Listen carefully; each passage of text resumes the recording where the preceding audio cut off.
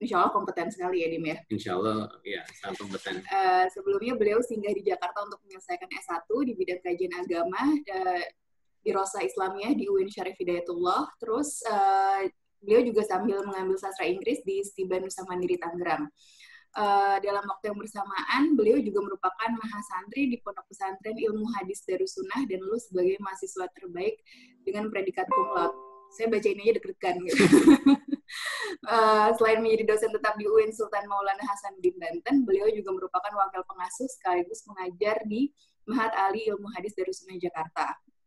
Jadi sebenarnya rekam jejak dari pendidikan dan mengajar Ustaz Sofyan ini insya Allah sangat panjang dan mumpuni. Jadi makanya untuk yang ketiga ini, mazhab ketiga, kelas keempat ini kita minta beliau untuk mengisi karena salah satu tujuan kajian rumahan ini juga ingin menghadirkan dan memperkenalkan kepada publik kita banyak banget punya stok ustadz dan guru-guru yang sangat kompeten di bidangnya. Jadi biar hasanah dan wawasan kita terhadap narasumber dan guru agama yang sanatnya jelas ini semakin banyak dan semakin berkembang. Karena Ustaz Sofyan sudah ada, jadi kita langsung kasih ke Ustaz Sofyan. Boleh di-unmute, Ustaz? Sudah di-unmute. Ya. Monggo, Ustaz. Monggo, Ustaz. Kami persilakan tempat dan waktu. Ya, mohon ditampilkan Pak Dimas, boleh itunya nanti slide-nya. Oke, Assalamualaikum warahmatullahi wabarakatuh. Bismillahirrahmanirrahim. Alhamdulillahi Rabbil Alamin. Wassalatu wassalamu ala sayyidina wa maulana Muhammadin wa ala alihi wa sahbihi ajma'in. Amma ba'du. Allahumma faqihna fid din wa 'allimna at-ta'wil. Mudah-mudahan Allah Subhanahu wa taala memberikan kita nikmat sehat walafiat semuanya, keluarga kita, saudara kita, kemudian tetangga kita. Mudah-mudahan kita semua juga dicerahkan oleh Allah Subhanahu wa taala dengan nikmat iman dan Islam. Mudah-mudahan Allah juga memberikan kefahaman kepada kita semua untuk memahami ayat-ayat Allah, baik yang berupa ayat-ayat yang tertulis, yaitu Al-Quran dan Hadis, maupun ayat-ayat kauniyah alam semesta dan perilaku manusianya. Ya, terus terang untuk bicara soal mazhab Syafi'i adalah mazhab yang sangat berpengaruh dan kalau sedikit boleh bercerita, sependek pengetahuan saya, ini adalah mazhab yang kalau dimain kalkulasi hitung-hitungan, adalah mazhab yang paling banyak dipeluk. Mazhab yang paling banyak menginspirasi dari sisi kuantitasnya.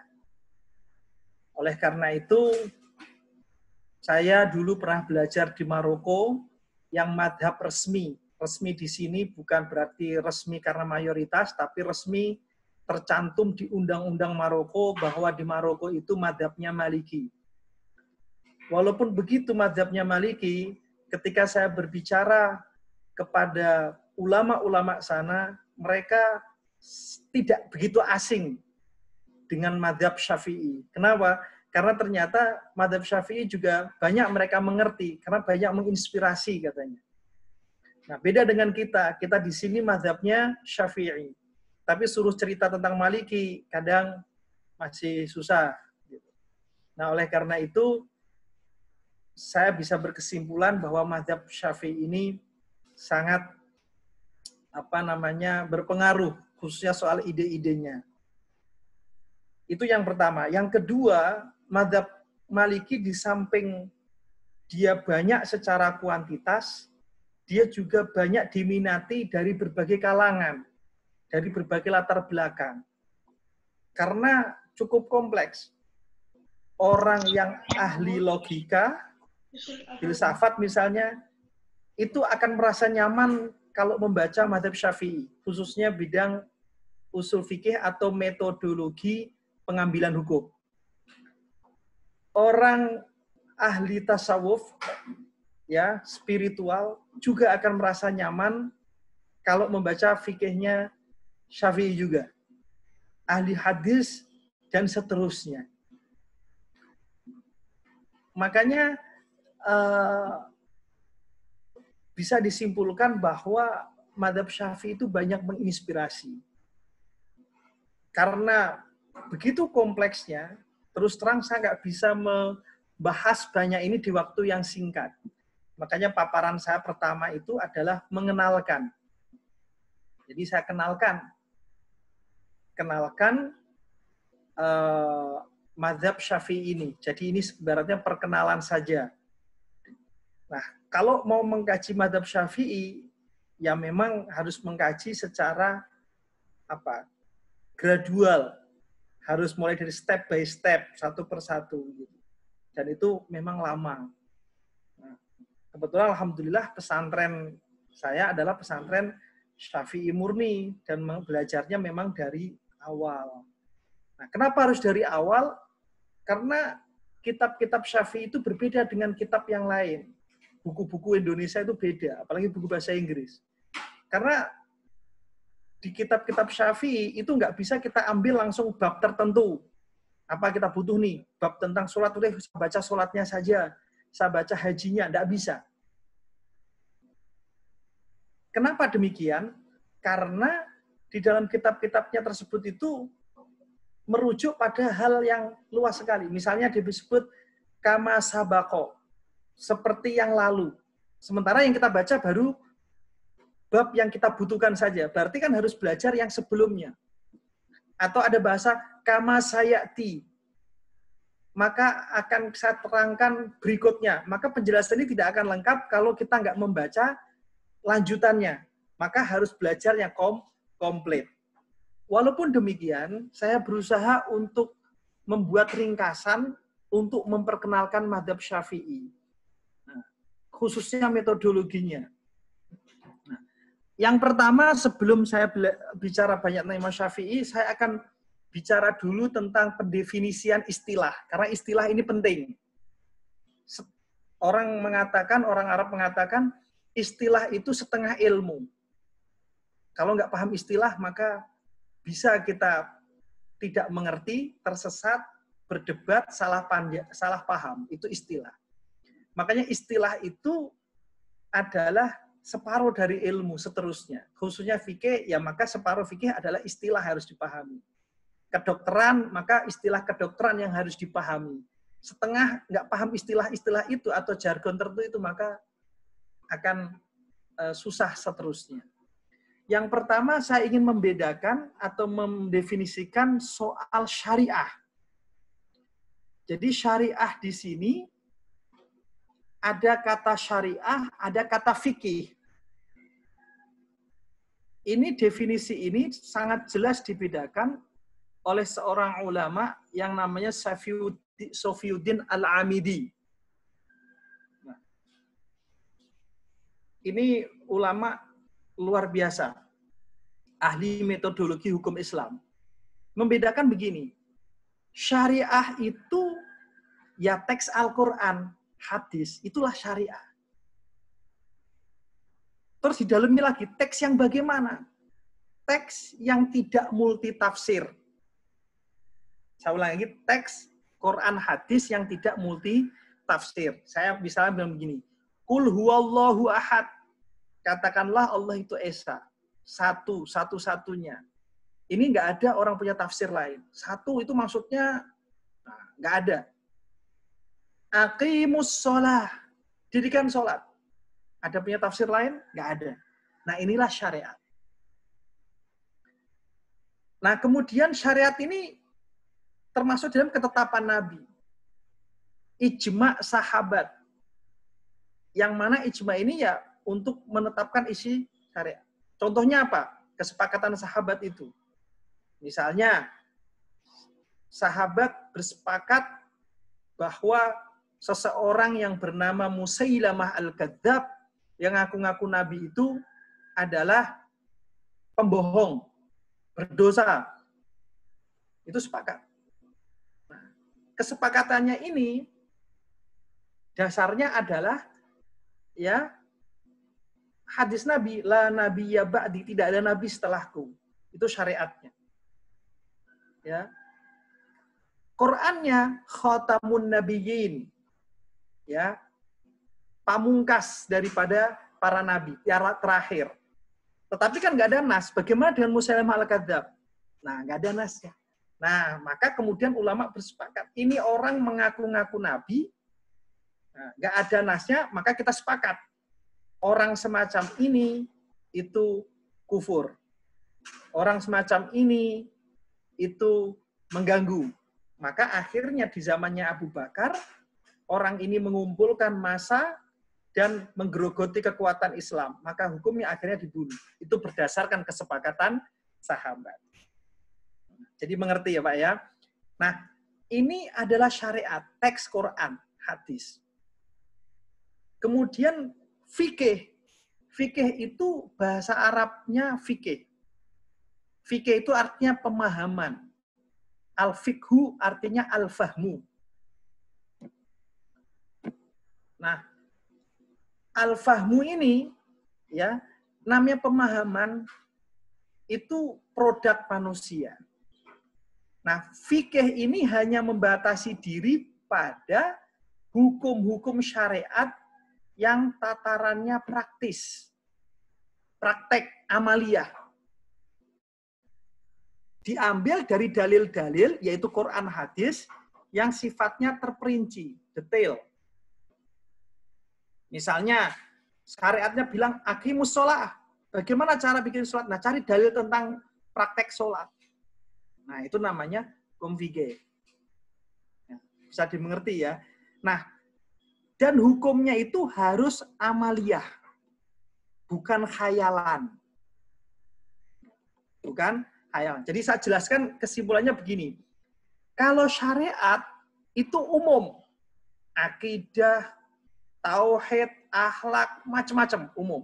Sementara kalau fikih hanya untuk perbuatan amaliyah manusia. Itu fikih. Nggak ada kaitan ke akidah. Kaitannya adalah fikih. Makanya di dalam sholat itu ada nggak syarat sah sholat itu ikhlas? Nggak ada. Karena ikhlas itu ke akidah. Pokoknya kalau secara fikih ya sesuai praktek saja. Nah, itulah apa namanya fikih. Kemudian perbuatan manusia ini bukan khayalan. Contoh misalnya saya ditanya, Ustadz, apa hukumnya pacaran? Nggak saya jawab. Kenapa? Karena kata pacaran itu istilah. Sementara fikih itu yang dihukumi adalah perbuatannya. Yang benar apa? Saya tanya dulu. Dalam pacaran ngapain aja? Nah, setelah dia menjelaskan perbuatan A, B, C, D, maka barulah perbuatan itulah yang saya hukumi. Bukan istilahnya. Sampai sini dimengerti, Pak ya? Bukan istilahnya. Saya ditanya lagi, Ustadz, hukum bank syariah apa? Hukum bank konvensional apa? Nggak saya jawab. Yang saya jawab apa? Ya saya tanya dulu. Nah, di dalam bank itu perbuatannya apa saja? Nah, baru dari berdasarkan perbuatan itulah fikih baru bisa menghukumi. Nah, jadi maka di sini fikih itu berkenaan dengan amaliyah. Nah, ada teman bertanya, Ustadz mau nanya nih, saya kalau misalnya ke bulan, itu kalau sholat menghadap gimana Ustadz? Ya saya jawab, nanti kalau sudah sampai bulan, baru nelpon saya, baru saya jawab.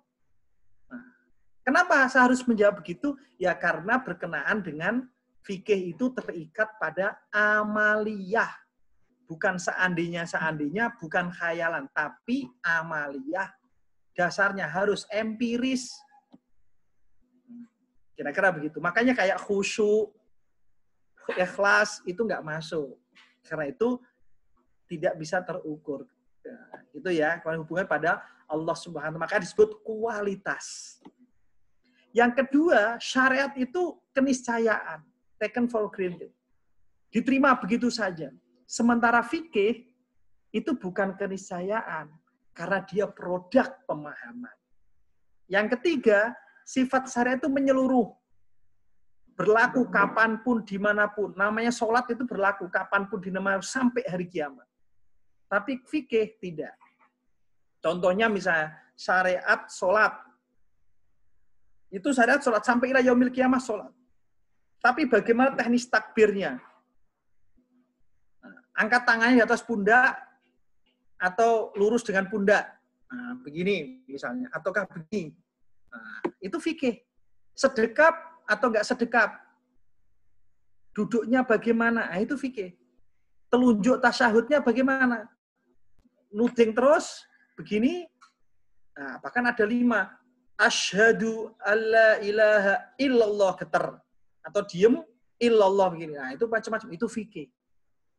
Nah, fikih ini itu berdasarkan pemahaman. Nah, kira-kira seperti itu. Lalu selanjutnya berkenaan dengan terminologi lain, yaitu terminologi madhab dan imam. Madhab itu dari asal kata zahaba, yadhabu zahaban. Nah, intinya madhab itu adalah masdar mimi. Dia artinya pergi, tempat menuju, tempat pergi. Itu secara bahasa.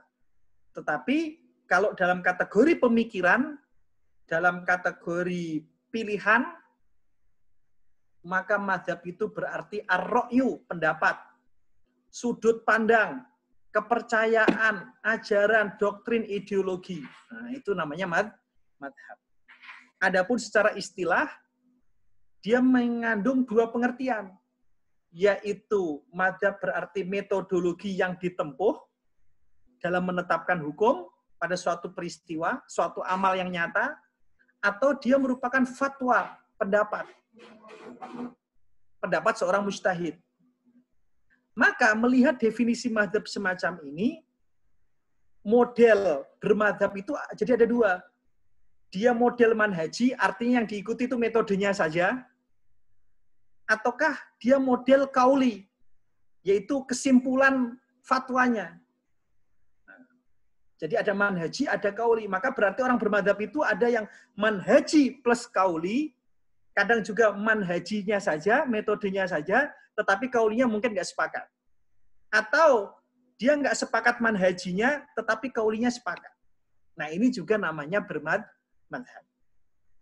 Nah, makanya sekarang dikembangkan, ya, untuk kategori Indonesia, manhaj Syafi'i ini harus mulai bergerak dari manhaj kauli, dari kauli menuju manhaji. Jadi kita mengikuti Imam Syafi'inya itu manhaji. Kenapa? Karena masalah Indonesia kompleks. Maka yang diikuti manhajinya untuk membahas masalah-masalah yang baru. Nah, nanti kita bahas soal manhaji itu. Yang kedua, soal imam. Imam itu secara bahasa artinya teladan, pemimpin. Dalam sejarah Islam, kata imam itu berarti pemimpin jamaah. Bisa jamaah sholat atau jamaah haji misalnya, yang penting jamaah, pemimpin. Bisa juga pemimpin komunitas orang-orang Islam. Misalnya al-a'immatu min Quraisy. Para imam itu harus dari Quraisy misalnya. Artinya pemimpin dari sebuah komunitas masyarakat. Yang ketiga, imam itu adalah tanda atau gelar akan kelebihan keilmuan seseorang. Yang mana orang itu menjadi rujukan, menjadi teladan. Nah, inilah kata imam dinisbatkan kepada orang-orang alim yang menjadi rujukan.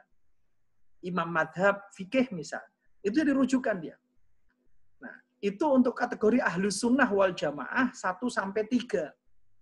Tetapi untuk kategori Syiah ada 4, yaitu wakil Allah yang menjadi pemimpin umat penentu zaman. Nah, jadi imam versi orang Syiah itu adalah imam 12 yang menurutnya adalah wakil Allah dan dihukumi ismah, tak punya dosa, tak punya apa-apa. Nah, inilah yang membedakan dengan ahlus sunnah. Kalau ahlus sunnah, imam bisa salah, bisa benar. Yang selalu benar terus itu para nabi dan malaikat. Nah, itu bedanya. Maka 1-3 itu adalah ahlus sunnah wal jamaah. Kira-kira bisa dimengerti. Nah, kemudian beralih istilah kedua. Untuk kategori umat Islam, ya, kategori umat Islam itu dibagi menjadi 2 kategori umat Islam ini. Yaitu umat Islam yang bisa memahami, mengerti syariat, dan yang tidak mengerti. Nah, oleh Imam Syafiuddin Al-Amidi dibagi dua, yaitu orang awam, itu disebut orang nggak mengerti, satu yang orang punya pengetahuan ilmu agama yang disebut ahli ijtihad.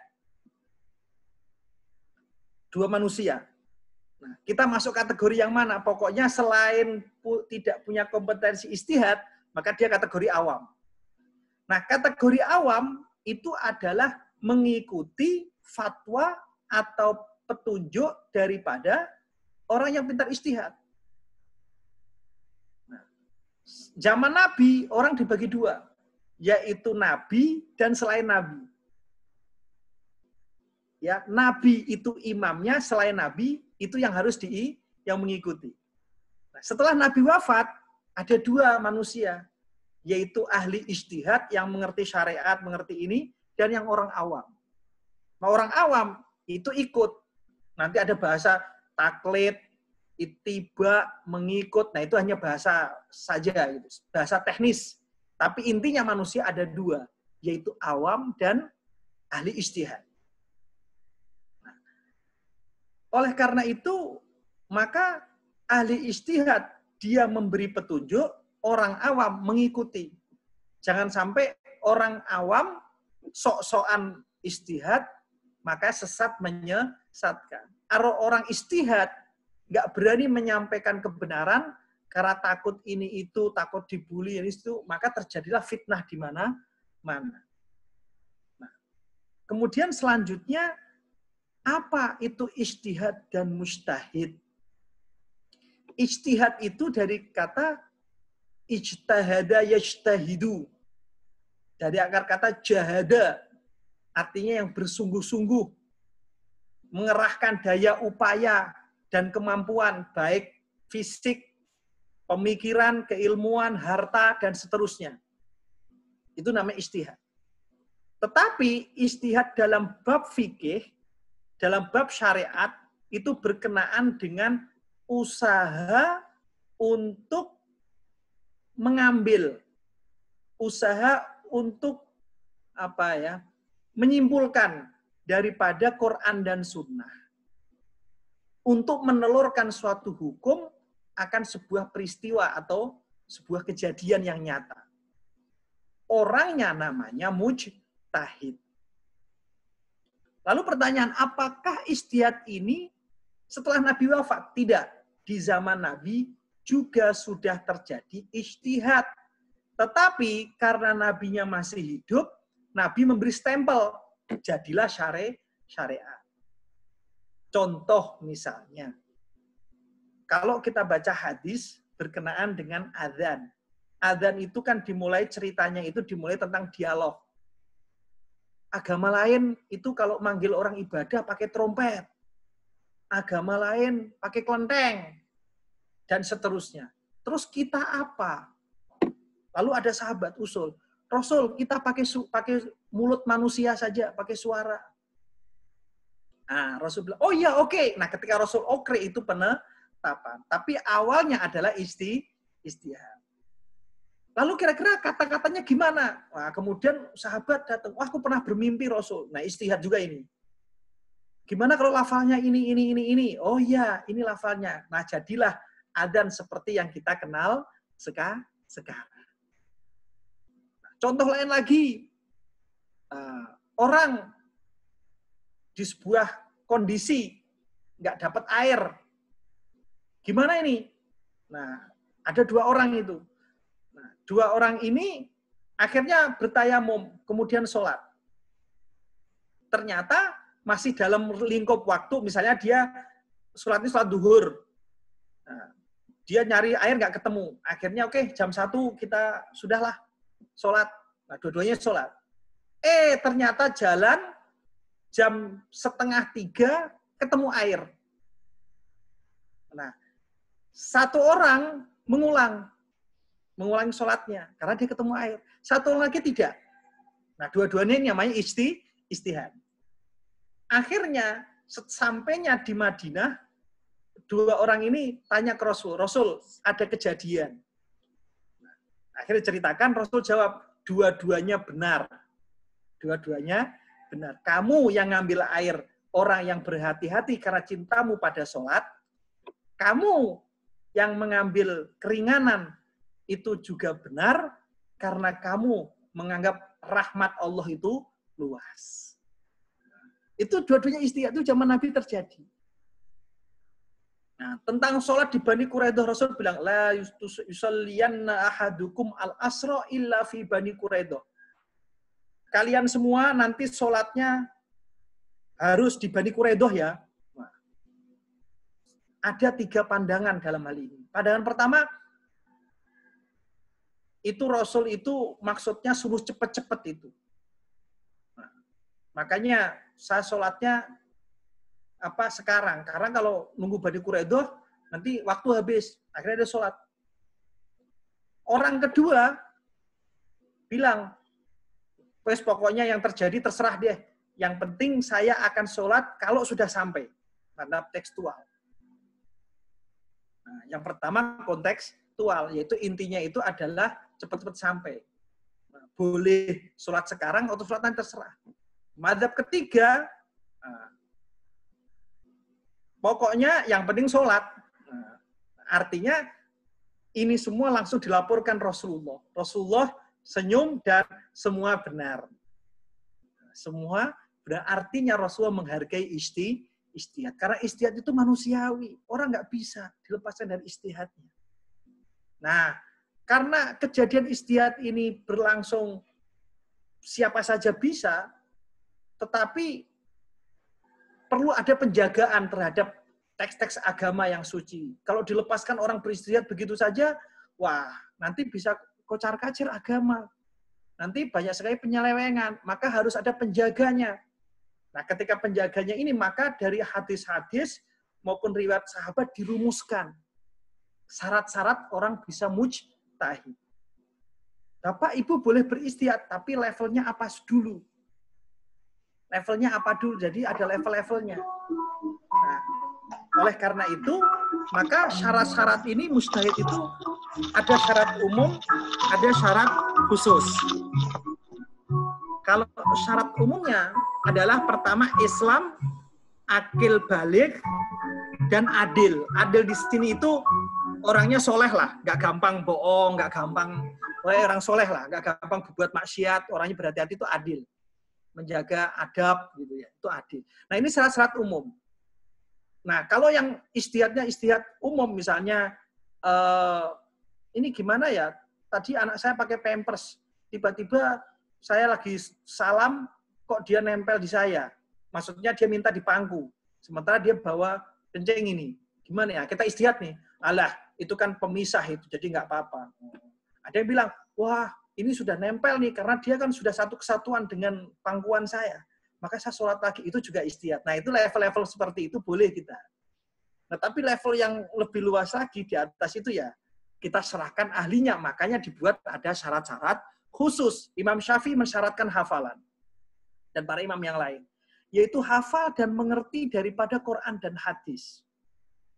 Quran hadis mulai dari qiraatnya apa, nasah mansuhnya apa, hukum yang ditetapkan apa, hukum yang diamandemen apa, ya, mana yang mutlak, yang absolut, mana yang terbatas, mana yang berlaku umum, mana yang berlaku khusus, ya, mana awalan, mana akhiran, ini qiraahnya apa, dan seterusnya. Hadis bukan begitu. Ada mutawatir, ada ahad. Kemudian sahih, hasan, do'if. Do'if dibagi lagi, dan seterusnya. Ada sebab nuzul, sebab turunnya ayat. Ada sebab urut turunnya hadis. Ada rawi-rawinya, dan seterusnya. Nah, ini harus dikuasai. Kemudian mendalam akan bahasa dan sastra Arab. Gimana kita mau mengambil hukum dari Quran Sunnah, wong bahasa Arab aja nggak bisa. Sastranya nggak ngerti. Wong sastra Quran itu sastra tertinggi ya. Dan dibuktikan dengan melawan syair-syair Arab, melawan daripada sastrawan-sastrawan Arab. Maka untuk sampai kepada pemahaman itu, mau tidak mau ya harus ya menguasai bahasa Arab dan sastra Arab. Di samping itu, kita juga seseorang itu harus mengetahui metodologi dan fatwa mujtahid sebelumnya. Karena kita hidup tidak bim salah bim, tetapi hidup ada latar belakangnya, ada runutan sebelumnya. Maka harus tahu cerita sebelumnya biar sampai ke Rasulullah. Kemudian orang juga harus memahami konteks dan tradisi. Konteks dan tradisi itu harus paham. Kata pacaran dipahami orang Jakarta, beda kata pacaran dipahami saat saya di pesantren. Saya di pesantren cuma menulis kepada yang tercinta dari penjara suci. Itu kalau ketangkep surat ini, belum apa-apa, ketangkep surat ini kepada keamanan, saya sudah dimasukkan dalam undang-undang pacaran. Padahal nggak ngapa-ngapain. Nah, tetapi kalau semacam ini di Jakarta nggak tersebut pacaran. Artinya harus paham konteks dan tradisi yang mau dihukumi. Makanya di sini ulama butuh orang-orang sosial sesuai dengan hal yang ingin dihukumi, karena syarat fikih itu harus empiris, terukur itunya. Nah, makanya ada namanya ijtihad finnas, ada ijtihad fil waqi'. Orang harus cerdas, pintar dalam memahami nas, juga harus pintar dan memahami kondisi realitas yang empiris yang mau dihukumi, dan lain-lain. Ini syarat-syarat mustahid. Ketika ada syarat-syarat mustahid, otomatis manusia yang ahli ijtihad itu berbeda. Punya kategorisasi berdasarkan kemampuan yang Allah berikan kepada mereka. Maka mustahid itu ada klaster-klasternya. Klaster tertinggi disebut mustahid mutlak. Mustakil. Dia mutlak karena dia membangun teorinya sendiri, metodenya sendiri, dia langsung melihat sendiri, kemudian menghukumi sendiri. Paket komplit mustakil. Kemampuannya lengkap. Nah, itu ya seperti imam mazhab yang 4 tadi, ya, Syafi'i, Hambali, Hanafi, kemudian mazhab Al-Lais, Al-Auza'i, Sufyan Al-Thawri, Abu Thawr dan lain, teman mazhabnya hangus, tapi orang-orangnya yang tadi saya sebut itu sangat kompeten sekali. Klaster di bawahnya namanya mustahid mutlak muntasib. Dia punya kategori ilmu, tetapi soal metodologi mau nggak mau dia masih ikut sama yang tadi, yang pertama tadi. Nah, itu muntasib. Nah, ini hebatnya keilmuan Islam. Itu apa? Amanah ilmiah. Referensi. Kalau orang kita kan boro-boro ngasih footnote, kadang juga ngaku-ngakuin gitu kan, plagiat begitu. Ulama terdahulu belum nggak mengenal footnote, tetapi dia punya amanah ilmiah yang kuat. Makanya walaupun metodenya itu dia nggak ngaku, itu metode milik dia sendiri enggak. Dia meyakini metodenya sebelumnya ada. Makanya dia muntasibkan, menisbatkan kepada si A. Nah, ini soal metode. Dan untuk kajian keilmuan fikih, amanah ilmiah itu nomor 1. Jadi, walaupun punya kemampuan, ya, tetapi amanah ilmiah nomor 1. Makanya, dia punya kemampuan, tapi soal metodologi ternyata masih menginduk pada yang mutlak tadi, maka dia sebut muntasib. Itu seperti siapa? Nah, seperti di situ Abu Yusuf Zafar Ibnul Khuzail dari madhab Hanafi, Abul Qasim Asyab dari Maliki, Abu Ya'qub Al-Buwaiti dari madhab Syafi'i, dan seterusnya. Itu mereka punya kemampuan, tapi secara metodologi masih menginduk, secara manhaj masih menginduk. Nah, maka disebut mutlak muntasib. Nah, yang ketiga, mustahid fil madhab. Nah, ini yang banyak. Ini yang banyak. Yang 1, 2 itu jarang sekali.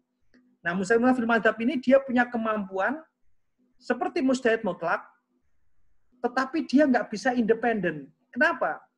Karena ilmunya, metodologinya masih mengikuti mazhab imam tertentu. Nah, ini yang banyak ini. Oleh karena itu dia masih mengadopsi metode berpikirnya, cara penerapannya itu masih terpengaruh pada mazhab sebelumnya. Ya. Kemudian dia ini punya peran mengkontekstualisasikan saja. Nah, untuk kategori yang ketiga itu ada 3, paling tidak ada. Yang pertama mustahid muqayyid, yaitu seorang mustahid tapi terbatas. Dia punya kemampuan, kompetensi untuk menetapkan hukum, tetapi dia menjadikan nas-nas imam madhab sebagai rujukannya.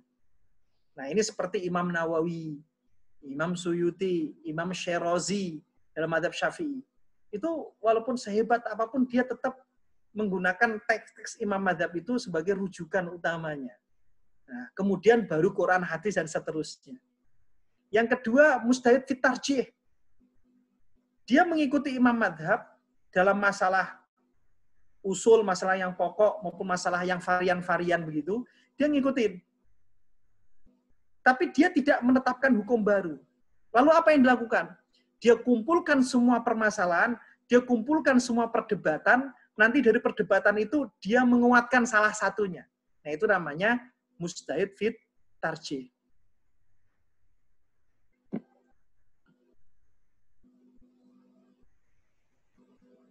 Mujtahid fit tarjih. Dan yang terakhir adalah para imam mujtahid muhafizul madhab. Dia yang menjaga madhab fikih tersebut. Misalnya dia ngumpulin pendapat imam madhab itu apa saja, dikumpulin, dijelaskan, dibukukan, diberi urean-urean. Nah, itu namanya hafizul madhab. Dan ini yang banyak sekali. Nah, inilah soal ijtihad dan mujtahid. Nah, selanjutnya, kita beralih kepada sejarah berdirinya madhab. Sejarah berdirinya madhab. Ini singkat saja saya jelaskan sejarahnya. Yang pertama, sejarah berdirinya madhab itu, yang pertama adalah Rasulullah Shallallahu Alaihi Wasallam itu adalah pusat pengetahuan, pusat ilmu, pusat irsyadat. Pusat, itu Rasulullah. Karena dalam Al-Quran disebutkan, kama arsalna fikum rasulam minkum yatslu alaikum ayatina wa yuzakkikum wa yu'allimukumul kitaba wal hikmah wa yu'allimukum ma lam takunu ta'lamun. Kami mengutuskan kepada kamu seorang rasul dari kalangan kamu, artinya dari manusia. Dari manusia, karena untuk mendakwai manusia. Ya, membacakan ayat-ayat kami. Rasulullah membacakan, menyampaikan wahyu. Kemudian membersihkan kamu dari apa? Dari syirik, maksiat, dosa. Dengan apa? Dengan aturan. Ya, dengan tauhid. Wa yu'allimukumul kitaba wal hikmah. Dan Rasul tersebut mengajarkan kamu kandungan isi Quran. Dan hikmah kebijaksanaan artinya perilaku Nabi. Sunnah Nabi. Wa yu'allimukum ma lam takunu ta'lamun. Dan Rasul juga mengajarkan hal-hal yang kamu tidak ketahui. Artinya tempat bertanya, tempat melihat, tempat bagaimana membuat sudut pandang. Semua ke Rasulullah. Kemudian perkataan Rasul, wa ma yantiqu anil hawa in huwa illa wahyu yuha. Yaitu apa yang dari Rasul itu bukan dari hawa nafsu tapi wahyu. Dan Rasul itu perbuatannya itu wahyu. In attabi'u illa ma yuha ilayya. Jadi apa yang dari Rasul itu adalah wahyu. Nah, kemudian dari hal itu orang harus melihat Rasulullah. Bagaimana Rasulullah membuat perbuatan itu, sudut pandangnya kayak apa, bagaimana penjelasannya. Nah, ini embrio-embrio bermadzhab ini muncul di zaman itu. Lagi-lagi Allah juga memberikan satu taklif, satu perintah. Wala takfu ma laisa laka bi ilmun. Dan janganlah kalian mengikuti suatu hal tanpa ilmu. Jadi udah saya ilmu, minta penjelasan, bertanya, melihat langsung. Nah, itu berarti ilmu. Kenapa demikian? Allah menyatakan innas sam'a, pendengaranmu, wal basara, ya penglihatanmu yang secara empiris, ya hatimu, wal fuada, dan tempat memutuskanmu hatimu, kullu ulaika kana anhu mas'ula, semuanya itu akan dimintai pertanggungjawabannya. Oleh karena itu, Al-Qur'an juga menegaskan fas'alu ahla dzikri in kuntum la ta'lamun, maka tanyalah pada ulama, tanyalah pada orang berilmu kalau Anda tidak tahu. Di Quran bilang begitu. Kemudian gimana? Kau sudah bertanya tahu. Wattabi sabila man anaba ilayya. Ikuti jalan orang yang kembali kepadaku. Artinya apa? Jalan itu. Ya madhab. Nah, karena Rasul masih hidup, yaitu yang dilihat itu. Yaitu ada Rasulullah Sallallahu Alaihi Wasallam. Nah, semua itu bermuat Rasulullah. Nah, ketika Rasulullah wafat, hal semacam ini diteruskan sama sahabatnya. Dan berikutnya. Yaitu apa? Orang datang, bertanya, dapat ilmu, diikutin. Datang ilmu, diikutin. Udah gitu saja. Seperti Rasulullah. Begitu. Nah, lama-lama, dengan berkembangnya, orang datang ke Abu Bakar nanya, wahai Abu Bakar, apa hukumnya ini? Wahai Umar, apa hukumnya ini? Dia tanya. Wahai Ali, apa hukumnya ini? Udah dijawab, pulang. Selesai diamalkan. Tapi lama-lama berkembangnya masyarakat itu, orang bertanya itu lama-lama menjadi murid. Lama-lama menjadi komunitas. Nah, itulah baru yang muncul Abu Hanifah, yaitu yang wafat tahun 150 Hijriah. Sufyan As-Sauri, kemudian menjadi madhab tahun 160 Hijriah, tapi punah di Kufah. Al-Auza'i, itu di Beirut, juga menjadi satu madhab, 197 Hijriah dia wafat, itu punah. Al-Lais, di Mesir, itu punah. Terus Malik bin Anas, yaitu Imam Malik, di Madinah, lalu berkembang sampai sekarang, dan seterusnya Imam Syafi'i juga, Imam Ahmad bin Hambal juga. Jadi komunitas. Nah, ketika menjadi komunitas, pertanyaan selanjutnya adalah, apakah imam madzhab itu seperti kita? Yaitu seseorang membuat branding, lalu mencari murid, mendeklarasikan diri seperti politisi? Jawabannya tidak. Imam madzhab tidak pernah mendeklarasikan diri sebagai pendiri madzhab. Dia taunya, saya sebagai orang berilmu akan membahas ilmu, ketika orang bertanya saya jawab, sudah. Kemudian orang datang minta ngaji, saya ajarin, kemudian kalau cocok, kemudian dan seterusnya. Akhirnya berkembang secara alamiah, natural. Imam madzhab tidak pernah mendeklarasikan diri sebagai pendirinya. Dia tidak pernah memaksa murid, kemudian sampai promosi kemana-mana, enggak. Membranding diri, enggak. Itu Allah yang menentukan. Akhirnya orang datang, ya ikut saja. Nggak pakai beat-beatan, janji setia-setiaan untuk mengukuhkan sebagai pendiri madzhab. Nggak ada. Secara alami saja. Kemudian para pengikut ulamanya inilah yang kemudian punya inisiatif. Oh, ini pendapat Imam madzhab, pendapat Abu Hanifah ini sangat genuine, ini sangat hebat sekali ini. Akhirnya dia punya murid yang namanya Abu Yusuf. Dan juga punya Muhammad Asy-Syaibani. Wah, ternyata genuine sekali. Akhirnya dibikin kaedahnya. Akhirnya dibukukan madhab-madhabnya, dibukukan fatwa-fatwanya. Supaya apa? Untuk menjadi pola fikir, sudut pandang, cara pandang untuk melihat hal-hal baru berikutnya. Nah, akhirnya ini bergerak alamiah saja. Allah menjaga agama ini seperti itu. Nah, ini yang harus diketahui. Jadi, kemudian kalau ada pertanyaan misalnya, ya, kapan berdirinya mazhab ini? Nah, ini nanti pertanyaan itu akan saya jawab berikutnya. Nah, itu pertanyaannya. Jadi saya bilang, dia nggak pernah deklarasi kok. Beda dengan kita. Indonesia kapan berdiri? 17 Agustus 1945. Karena ada deklarasinya. Kapan Partai A berdiri? Karena deklarasi bla bla seterusnya. Kapan pendirian organisasi? Oh, itu ada deklarasi. Nah, mazhab enggak. Dia alamiah saja. Dan dia nggak pernah maksa-maksa. Apalagi nyuruh fanatik, itu enggak ada. Fanatik. Nah, tapi orang memegang mazhab itu karena apa? Karena serk itu keikhlasan dirinya untuk berpegang. Dasarnya apa? Dasarnya ilmu, gitu. Bukan dasarnya suka. Di mana suka? Saya nggak kenal Imam Syafi'i, saya nggak pernah ketemu, saya nggak pernah ini. Tapi kenapa saya berpegang mazhab Imam Syafi'i? Karena saya baca. Dasarnya ilmu. Nah, itu inti dari mazhab. Makanya keliru sekali orang bermazhab disebut fanatik buta, keliru. Gimana fanatik buta? Nggak kenal kok. Nggak ada kaitannya dan nggak ada untung ruginya di sini. Gimana mau fanatik? Jadi yang ada adalah ini murni adalah soal keilmuan.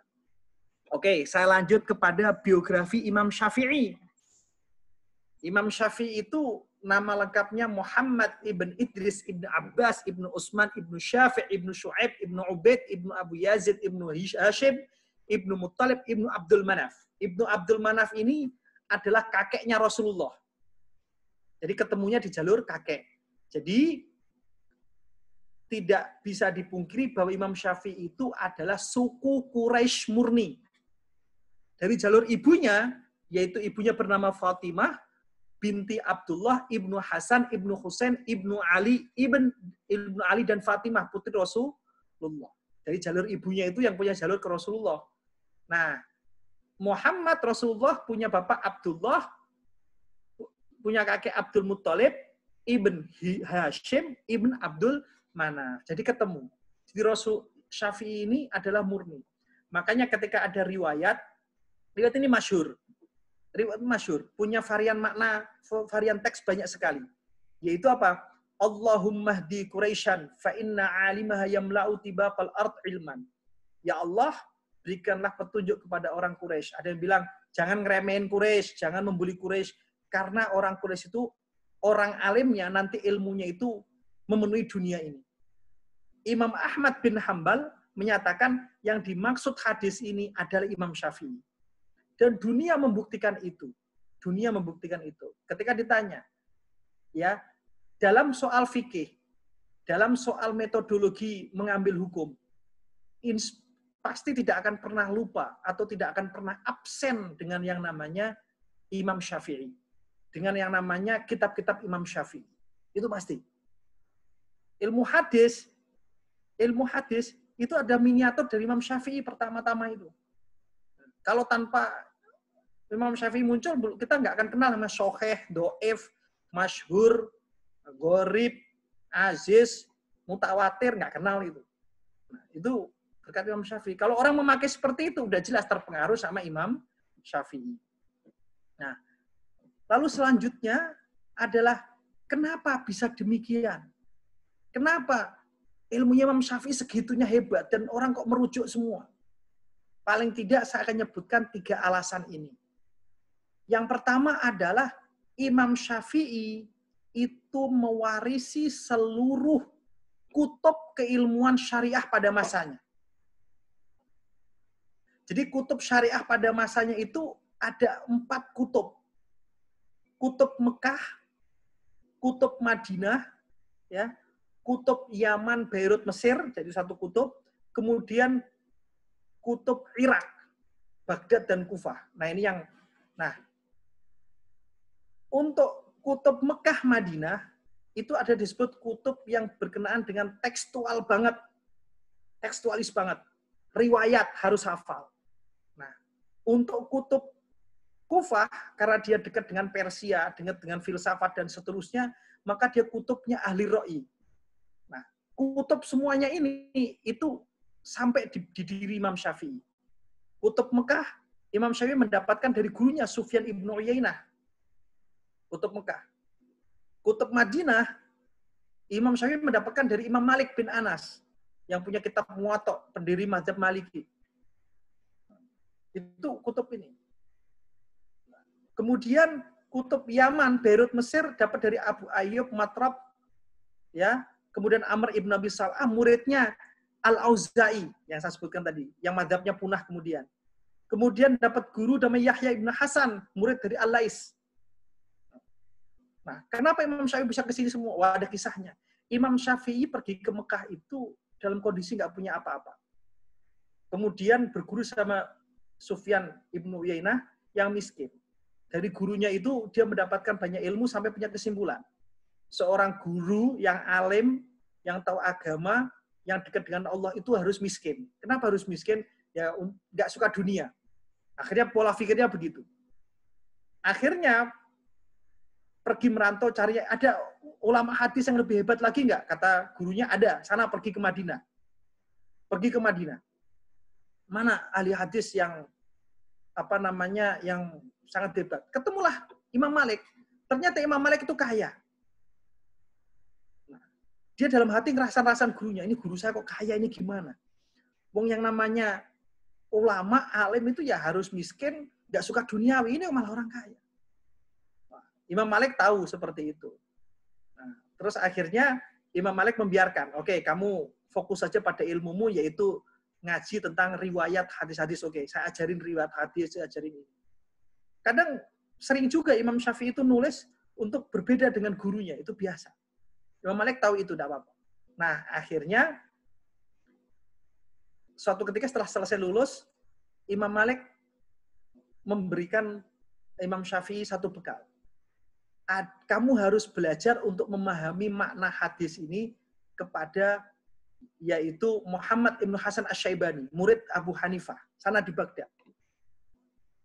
Wah, gimana? Baghdad itu jauh. Udah, ini tak kasih bekal. Nah, saya sudah sewain onta, saya beliin onta, saya beli ini bekal. Nah, akhirnya Imam Syafi'i terima kasih. Terus Imam Malik bilang begini, ini kalau nggak guru yang punya duit dan kaya, nggak mungkin bisa bekalin murid. Makanya seorang guru, ulama itu harus kaya. Supaya apa? Bisa ngasih beasiswa bekali orang cari ilmu. Nah, dari situ Imam Syafi'i berpikir soal usul fikih langsung. Oh, berarti kaya itu penting. Karena dengan kaya, disitulah bisa sedekah, disitulah bisa banyak berbuat untuk perjuangan agama. Padahal pertama dia punya mazhab apa? Guru itu harus miskin, harus benci dunia. Nah, supaya dia konsentrasi dan ikhlas lillahi ta'ala. Wow. Berubah dia. Sesampainya ketemu Muhammad Hasan Asy-Syaibani, lebih pusing lagi dia, Imam Syafi'i. Apa? Ketemu Muhammad Hasan Asy-Syaibani itu, ketika ketemu itu mau masuk rumahnya, Imam Muhammad Asy-Syaibani lagi ngitung duitnya emas, dinarnya emas, dihitung duitnya, ditumpuk di situ. Karena Muhammad Asy-Syaibani ini wali, itu tahu kalau si orang ini yang bertamu itu, Imam Syafi'i ini bertamu, lagi berpikir, lagi ngerasa nih, masa ulama kok seneng dunia begitu. Lalu tiba-tiba Muhammad Asy-Syaibani bilang, duit segini banyak, itu kalau tak serahin kepada orang fasik ahli maksiat, buat main judi, buat zina, itu gimana hukumnya ya? Langsung Imam Syafi'i berpikir, oh kalau gitu, kalau bisa orang alim itu harus sekaya-kayanya. Supaya apa? Kalau harta dikuasai sama orang alim, maka orang-orang fasik, orang bodoh yang pelaku maksiat itu nggak punya kesempatan punya harta. Sehingga orang alim lebih bisa menentukan arah mana harta rizki Allah ini diarahkan. Nah, sebaiknya begitu. Nah, makanya akhirnya ada satu Imam Syafi'i mengatakan, wah orang kiai itu harus kaya. Supaya apa? Supaya ilmunya dihargai. Wah, akhirnya berubah itu. Nah, itulah mulai ada fikih itu. Karena ketemu fenomena semacam ini. Nah, kutub semacam ini, pergi perjalanan Imam Syafi'i ke sana kemari itu sangat membekas di dalam mazhab Imam Syafi'i. Makanya paket komplit mazhab Syafi'i. Nah, yang ketiga, Imam Syafi'i tidak puas. Walaupun dia orang Arab, Quraisy, sukunya Nabi, aslinya Arab 100%, nggak main-main, nggak puas. Saya harus memahami Arab dan sastra Arabnya, termasuk budayanya, langsung dari pedalaman. Pergi ke Bani Khuzail, khusus. Nah, inilah kalau orang ngomong KKN, kuliah kerja nyata, kuliah praktek lapangan, itu orang sekarang kuno. Zaman dulu Imam Syafi'i sudah melaksanakan itu. Praktek kerja lapangan. Jadi benar-benar belajar itu ya harus langsung kepada yang punya lesan, yang punya ini. Nah, itu Imam Syafi'i sudah ngelakuin itu. Metode semacam itu. Nah, sekarang disebut KKN, praktek kerja lapangan, pengalaman, nongkrong di kantor, nongkrong di ini, biar tahu langsung mendapatkan pengalaman. Nah, Imam Syafi'i sudah melakukan itu. Nah, yaitu di Bani Khuzail, sampai pinter. Makanya Imam Syafi'i itu, kalau soal bahasa, dia punya sastra. Maka sastra disebut, dikumpulkan menjadi Diwan Al-Imam Asy-Syafi'i. Nah, selanjutnya, ya, Imam Syafi'i tidak hanya membahas ya tentang mazhab-mazhab, tentang pemikiran itu hanya dengan bahasan begitu saja, enggak. Tapi Imam Syafi'i hidup di masyarakat. Dia bersama Muhammad Hasan Asy-Syaibani hidup di masyarakat yang ahli ra'yi, yang tukang bertanya, "Limada? Kenapa begini? Kok bisa begitu?" Dia tanya terus. Di ahli Madinah, dia ditanya, "Ini sahih enggak? Dhaif enggak?" Itu dijawab Imam Syafi'i karena kehidupan yang berbeda ini, maka Imam Syafi'i jadilah penting. Makanya di dalam santri-santri itu, kalau ada diskusi, kemudian dia pikirannya kok sempit sekali, kita bilang, makanya Kang, banyakin piknik, supaya pikirannya luas. Nah, dari mana ilmu semacam ini? Dari Imam Syafi'i. Kenapa Imam Syafi'i ilmunya luas? Nanti kita ambil contoh-contohnya banyak. Karena piknik banyak wawasannya luas, jadi nggak sumpek. Nah, Imam Syafi'i itu. Makanya bahasa kata piknik itu yang diantara para ustadz sering lempar itu maksudnya adalah kayak Imam Syafi'i begini loh, piknik kemana-mana jadi bahasanya sangat luas. Nah, 3 alasan inilah yang membuat orang tertarik dengan Imam Syafi'i dan kualitasnya sangat beda mazhab Syafi'i itu. Lalu kemudian pertanyaan yang saya sebutkan pertama tadi, ya, lahirnya mazhab itu kapan? Kan Imam nggak pernah mendeklarasi. Nah, jawabannya adalah ya nggak ada penjelasan yang Imam Syafi'i nggak pernah deklarasi kok. Nggak pernah deklarasi dia mazhab.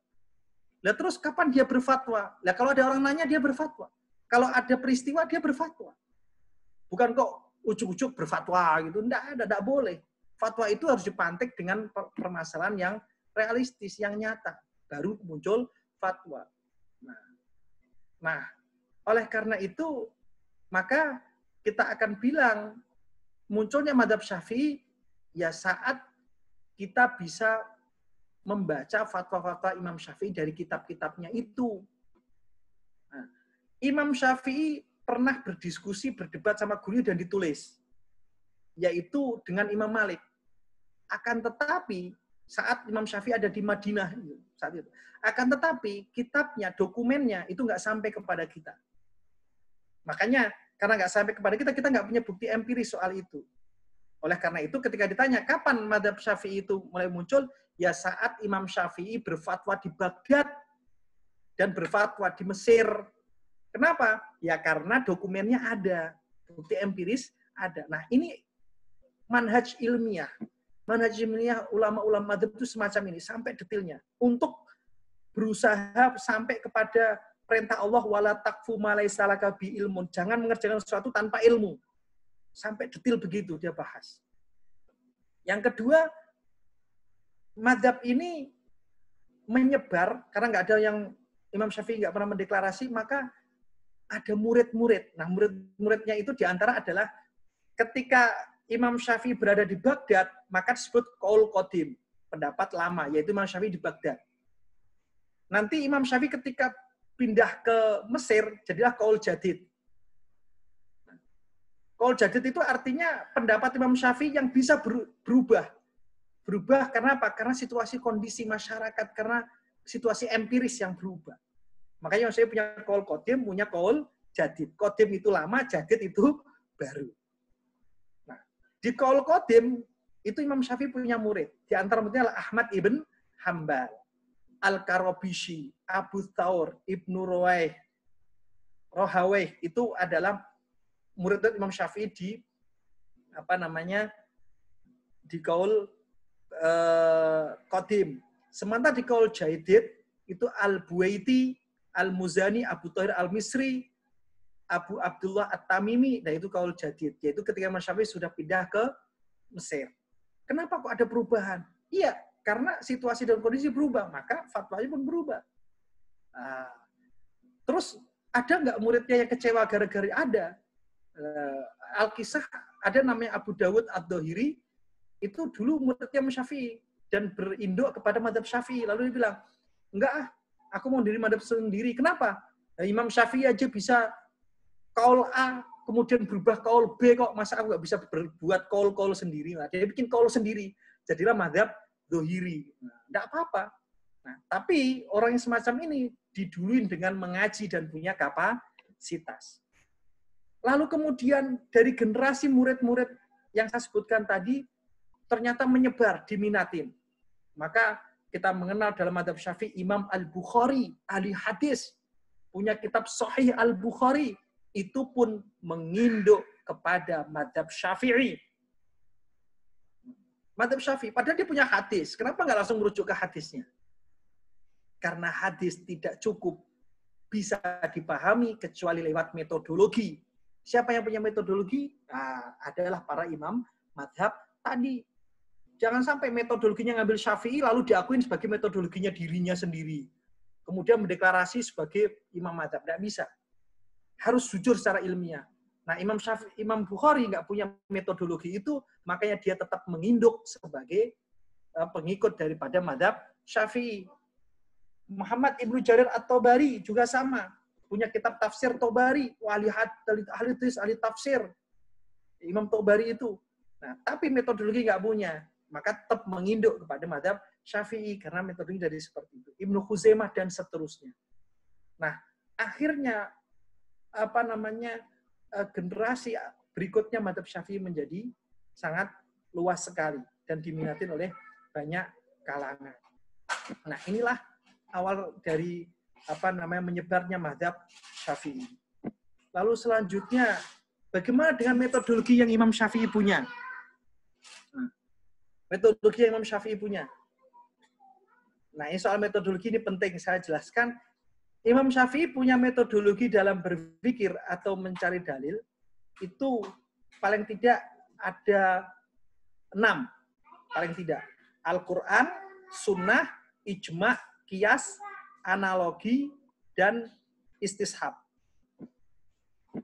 Tentang Quran dan Sunnah, Imam Syafi'i itu punya kitab Ar-Risalah. Punya kitab namanya Ar-Risalah. Ar-Risalah itu bahasa Indonesianya surat.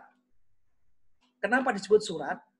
Karena ada seorang gubernur dari daerah kekuasaan Islam yang namanya Mawaro'an Nahr atau Asia Tengah bahasa kita sekarang, itu namanya Abdurrahman Al-Mahdi. Nah, Abdurrahman Al-Mahdi ini itu bingung ketika baca Quran. Gimana ini? Lalu dia mengirim surat untuk bisa mendapatkan ilmu, gimana bisa baca Quran, memahaminya secara benar. Lalu Imam Syafi'i manggil muridnya, Robi Al-Muradi atau kadang Robi Al-Muzani. Sini muridku. Ada surat dari gubernur Asia Tengah, namanya Abdurrahman Mahdi. Ayo kita jawab soalnya. Tulis. Uktub Ar-Risalah. Tulislah surat, maksudnya surat balasan. Akhirnya surat menyurat ini lebih dari 300 halaman, dikumpulkan 300 halaman, jadilah kitab yang disebut Ar-Risalah, yang merupakan kumpulan metodologi Imam Syafi'i pertama. Orang menulis kumpulan metodologi itu Imam Syafi'i. Di situ, misalnya bab awal dibuka. Ini loh Imam, pertanyaannya. Akimu dirikanlah sholat. Perintah. Perintah itu ya harus dikerjakan. Namanya harus, ya wajib. Tetapi di ayat yang lain disebutkan kulu washrobu, kulu makan. Makanlah, washrobu minumlah. Ini perintah, itu perintah. Kok gimana memahami dua perintah ini? Kalau sholat punya bobot wajib begitu, kalau makan minum kok bobotnya cuma segitu aja. Padahal sama-sama perintah. Gimana memahaminya ini, wahai Imam? Nah, ditulislah metodologi. Kalau aqimus sholah itu bobotnya wajib, fardhu ngain. Kalau kulu wasrobu bobotnya cuman ya kebutuhan lah, mubah. Ini penjelasannya ini. Nah, ditulis metodologinya. Itu memahami Quran dan Sunnah.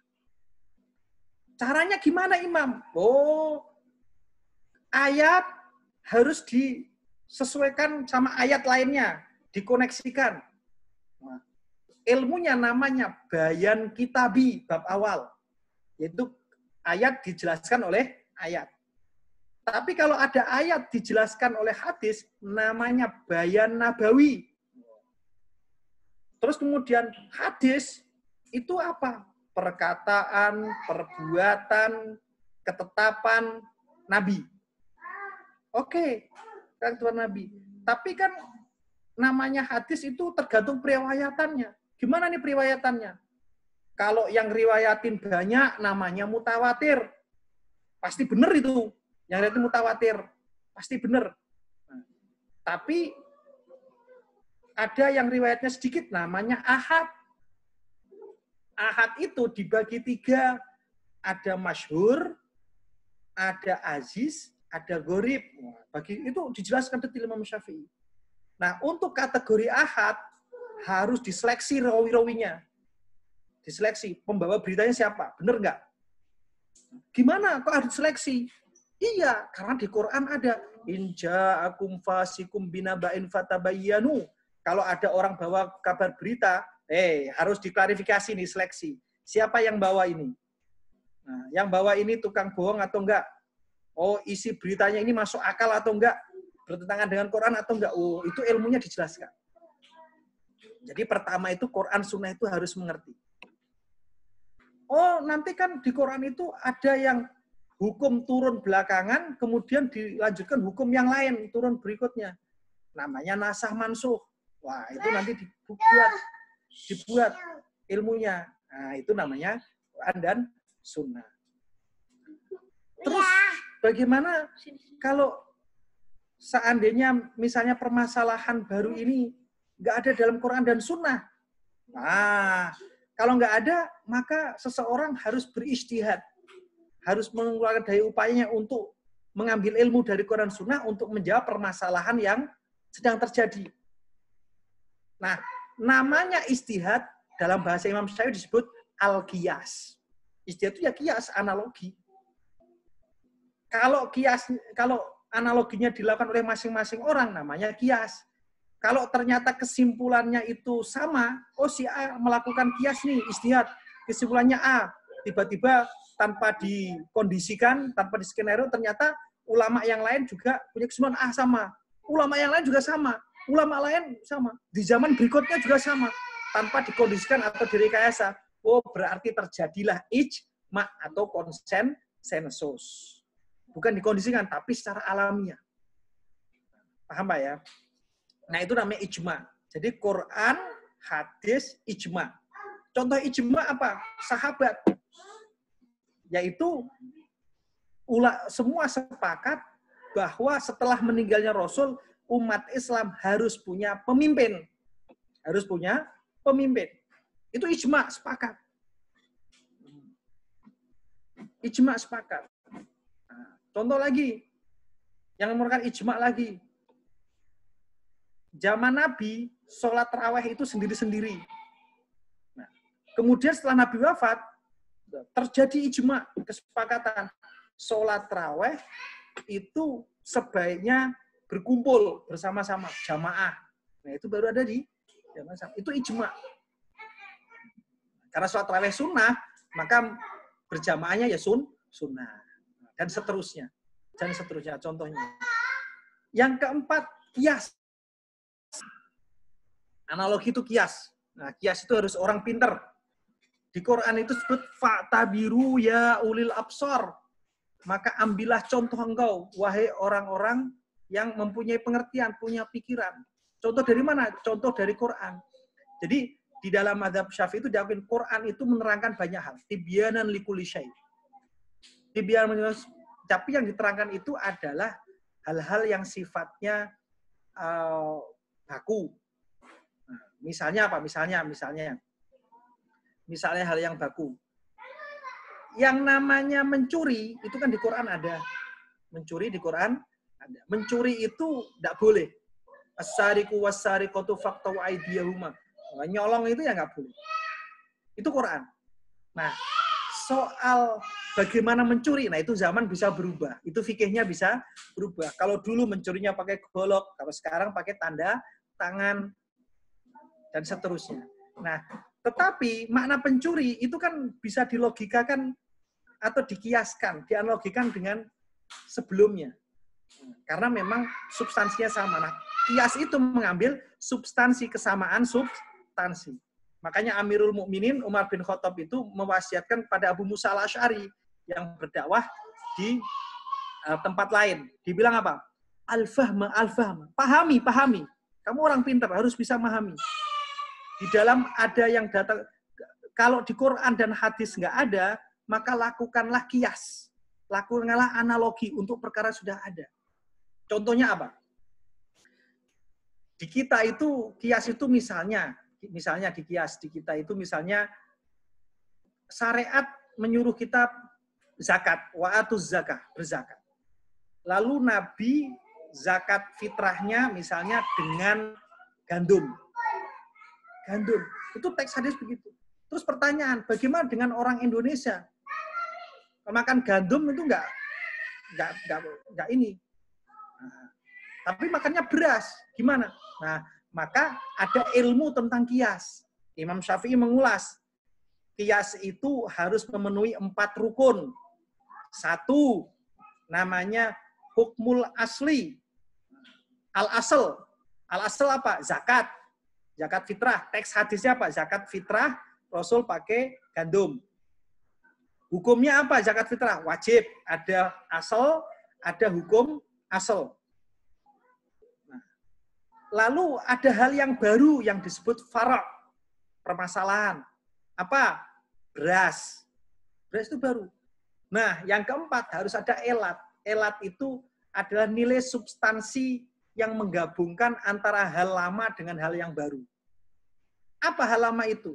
Gandum itu sama-sama barang makanan pokok untuk buat roti. Oh, beras juga sama. Barang makanan pokok untuk orang Indonesia. Gandum itu hal yang penting dan menguatkan kutul balad bagi suatu daerah. Oh, sama. Beras juga begitu. Oh, berarti zakat pakai beras itu hukumnya wajib karena ngikutin hukum asli. Nah, ilmunya semacam ini namanya ilmu kias, yaitu apa? Al-asli, sesuatu yang teks nas. Kedua, al-far'u, masalah baru. Hukum asalnya sudah jelas. Yang keempat ada illat. Nah, ilmunya panjang, Pak. Ilmunya semacam ini nanti ilmu usul fiqh. Imam Syafi'i menganalogi seperti ini. Jadi nggak sembarang. Yang kedua, al-qaulus sahabi, yaitu bagaimana dengan fatwa sahabat. Gimana? Versi Imam Syafi'i, kita pakai fatwa sahabat. Fatwa sahabat, qaul sahabi yang berkenaan dengan ijtihad. Saya ulangi, berkenaan dengan ijtihad. Kalau soal akidah, soal goib, nggak kepake. Kalau soal goib, pakainya ya Rasulullah sama Quran. Soal akidah ya itu. Kalau sahabi hanya dipakai untuk hal-hal yang sifatnya ijtihad. Hal yang baru. Misalnya apa hal yang baru? Sayyidina Ali untuk orang yang minum khamr dicambuk 80 kali. Nah, itu soal ijtihad itu. Di zaman Nabi enggak. Di zaman Umar 40, di zaman Sayyidina Ali 80. Dan ijtihad. Kemudian ditanya, kenapa mesti 80? Iya, 40 untuk khamrnya, 40 lagi untuk ngomong ngaconya. Kadang kalau orang minum itu ngaco omongannya. Ketika ngaco, dia nuduh orang ini itu, sehingga nah ngaconya ini 40. Jadi 40 sama 40 jadi 80. Ini masalah ijtihad, bukan goib, bukan masalah akidah. Nah, kalau sahabi versi Imam Syafi'i diterima. Asal berkenaan dengan ijtihad saja. Illam yakun fil kitabi was sunnah sirna ila aqawili ashabi Rasulillah SAW awahidin minhum. Kalau di kitab, di Quran dan sunnah tidak ada, maka kami beralih kepada pendapat para sahabat, baik keseluruhan ataupun satuannya. Tapi untuk masalah ijtihad, bukan masalah goib atau masalah akidah. Yang keempat, al-istishab. Istishab itu artinya ya menetapkan hukum atas masalah hukum yang kedua berdasarkan hukum yang pertama karena tidak ditemukan dalil yang mengubahnya. Contoh, ada orang nanya, Ustaz, hukum sholat 6 waktu gimana Ustaz? Sholat 6 waktu. Nggak ada Quran, nggak ada hadisnya. Nggak ada Quran, nggak ada hadisnya. Hukumnya gimana? Cari di Quran, ada nggak sholat 6 waktu? Nggak ada. Nah, pakai istishab ini. Apa istishab? Loh, dari dulu sampai sekarang sholat cuma 5. Sampai sekarang nggak ada perubahan. Maka hukumnya ya tetap 5. Maka berdasarkan metodologi istishab ini, yang bilang sholat 6 waktu, itu salah, keliru. Nah, model berpikir ini namanya istishab. Contoh lagi, misalnya, misalnya Pak Dimas, nama Pak Dimas misalnya. Contoh lagi, Pak Dimas punya utang dengan saya. Punya utang dengan saya. Nah, pada dasarnya manusia itu nggak berhutang. Maka karena pada dasarnya nggak berhutang, maka omongan saya ini nggak patut dipercaya, salah, keliru. Karena aslinya memang manusia itu nggak punya utang. Nah, itu model berpikir ini namanya istishab. Kecuali terus selanjutnya, oh iya, ini ada akadnya, lihat nih, hitam di atas putihnya jelas. Nah, baru ketika ada perubahan, maka hukum perubahan yang pakai. Kira-kira begitu, itu namanya hukum istishab. Ini metode istishab. Ini saya jelaskan sederhana saja. Kalau panjang bisa ngaji lagi tentang khusus bab istishab. Ini panjang. Nah, ini contoh, ini metodologi yang punya Imam Syafi'i. Nah, jadi, misalnya lagi ada orang, oh kamu istri saya. Maka hukumnya gimana? Hakim menetapkan ini, saya ngaku dia istri saya.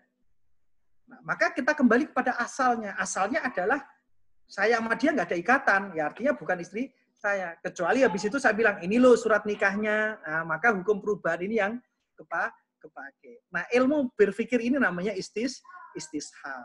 Nah, bisa dimengerti mudah-mudahan Pak. Agak susah, tapi ya insya Allah pelan-pelan akan paham. Ini cara model berpikir istishab. Lalu kita berlanjut ke model contoh istihadnya Imam Syafi'i. Unik sekali nih istihad Imam Syafi'i. Makanya orang yang berpiknik itu pasti wawasannya luas dan apa namanya lebih santai. Nah, contoh lagi misalnya, Imam Syafi'i menghukumi soal mendatangkan saksi untuk saat rujuk. Rujuk itu misalnya ada seorang suami, udah kawin lama, terus karena suatu hal dia mentalak istrinya. Tapi talak baru satu, berarti kan bisa diperkenankan rujuk. Nah, Imam Syafi'i berfatwa.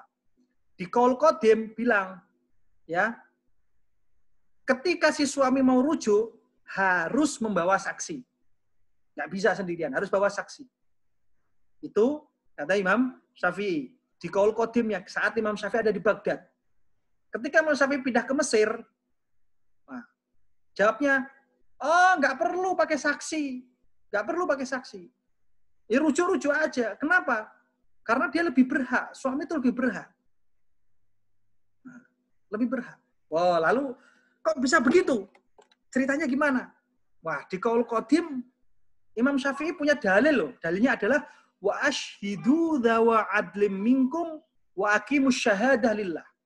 Dan persaksikanlah dengan 2 orang saksi yang adil di antara kamu. Dan hendaklah kamu tegakkan kesaksian. Ini ayat namanya di dalam surat talak. Berarti persaksian itu juga masuk kategori bab talak, yaitu rujuk tadi. Maka harus pakai saksi, pakai Qur'annya. Ini dalil Qur'annya. Nikah pakai saksi, ya talak pun pakai saksi. Karena ayatnya ada, dan itu masuk kategori surat at-talaq. Itu dalilnya Imam Syafi'i di Qaul Qadim. Nah, tapi di Qaul Jadid Imam Syafi'i punya fatwa lagi. Enggak perlu pakai saksi. Karena di Quran ada. Wa bu'ulatuhunna ahaqqu biraddihinna fi dzalika in aradu islaha. Dan suami-suaminya berhak merujuknya dalam masa menanti jika mereka menghendaki islah. Quran. Nah, berarti ini istri kan baru ketalak 1. Ya udah itu haknya suami. Lagian masih masa menunggu kok. Jadi nggak perlu pakai saksian. Kan begitu. Nah, ini sama-sama tahu ayat. Nggak, kalau orang sekarang bilang, oh karena Imam Syafi'i nggak hafal Al-Quran. Keliru. Imam Syafi'i umur kurang dari 7 tahun sudah hafal Quran bolak-balik. Nggak, mungkin nggak tahu ayat ini. Tapi kenapa berbeda? Nah, itulah istihadnya. Luar biasa. Wah. Luar biasa. Nah, kemudian Anda bilang, ya mungkin di Qaul Qadim itu Imam Syafi'i memerlukan saksi karena saat dia cerai dan talak itu pakai ngumumin, pakai woro-woro gitu, masuk entertainment. Nah, sementara untuk kondisi tradisi di orang Mesir, kalau orang mentalak itu ya diem-diem saja, toh lagi sekali kok. Jadi cukup nggak usah pakai saksi. Nah, karena dia kalau orang marah misalnya, orang Baghdad itu kalau lagi marah itu terus ngomong talak dan orang lain pada melihat semuanya. Nah, maka untuk kasus ini perlu pakai saksi. Nah, akhirnya untuk mazhab orang-orang Syafi'iyah, nah, ada yang memilih yang jadid tadi, yaitu nggak perlu pakai saksi deh. Sampai sekarang itu orang Syafi'i tanya begitu, nggak perlu pakai saksi. Tapi ada juga enggak, kita kompromikan saja. Kalau dia nalaknya di depan umum, di depan entertainment misalnya, maka ketika ngerujuk harus pakai saksi. Tapi kalau diem-dieman, ya nggak usah pakai saksi. Nah, jadi dikompromikan. Nah, itu enaknya punya imam yang 2 madzhab, punya 2 qaul begini nih. Jadi kita santai. Gitu. Makanya orang bilang, makanya Kang, piknik biar pikirannya lebar. Nah, jadi ketika di Baghdad bagaimana, ketika di Mesir bagaimana. Nah, nanti kalau membahas ini, kekuatan mana Ustadz? Wah, ini ngaji ilmu sendiri. Ini bab saya menjelaskan metodologi saja. Menjelaskan contoh saja. Nah, contoh lain lagi. Hukum sholat tanpa air dan debu. Nah, hukum sholat tanpa air dan debu. Imam Syafi'i menyebutkan, ini bahasa Arab saya artikan saja, orang yang nggak ketemu air dan debu, ya, misalnya apa? Orang di Kutub Utara, atau saat saya dulu kuliah di kota Fes itu, saya pernah mendapati satu tempat itu, saya nggak ketemu debu, Pak, karena ketutupan es. Saya mau cari air, nggak bisa, tangan saya melepuh kalau megang ini, harus pakai sapu tangan. Nah, itu orang yang nggak bisa ketemu air atau ketemu debu, gimana sholatnya? Sementara sholat ini waktunya sudah masuk. Maka mazhab kaul jadidnya Imam Syafi'i, saat Imam Syafi'i di Mesir, dia bilang, ya sudah, ya, sholat saja sebisanya. Sholat saja sebisanya. Nah, nanti kalau ketemu air atau ketemu debu baru diulangi. Itu mazhab jadid. Kalau mazhab qadimnya Imam Syafi'i, enggak usah sholat. Terus gimana? Ya tunggu sampai ketemu air, ketemu debu. Nah, kalau ketemu baru sholat. Kalau nggak ketemu, ya enggak. Nah, paham ya Pak ya bedanya ya? Nah, kenapa bisa beda begini? Apakah nggak punya dasar? Oh, ada dasarnya. Kalau qadim kan nggak usah sholat sampai dia ketemu air dan atau debu. Kenapa? Ya karena treatment sholat itu harus dimulai dengan bersuci. Karena ayatnya, ya alladzina amanu idza kuntum ila shalah faghsilu wujuhakum wa aydiyakum ilal marafiq dan seterusnya. Karena treatment mau sholat itu ya harus apa? Ya harus berwudu dulu atau tayamum. Kan cuma itu treatmentnya. Nah, kalau nggak ada treatment itu ya nggak nyampe sholatnya. Nah, tetapi itu kalau qadim dalilnya betul. Kalau jadid membantah, enggak. Sholat itu tidak hanya soal teknis syarat itu saja, ada hal lain. Apa? Waktu. Di Quran kan ada, innas sholata kanat 'alal mu'minina kitaban mawquta. Sesungguhnya sholat itu terpatri dengan waktu. Jangan sampai waktu orang mukallaf itu secara sadar meninggalkan waktu, jangan sampai. Karena waktu itu harus.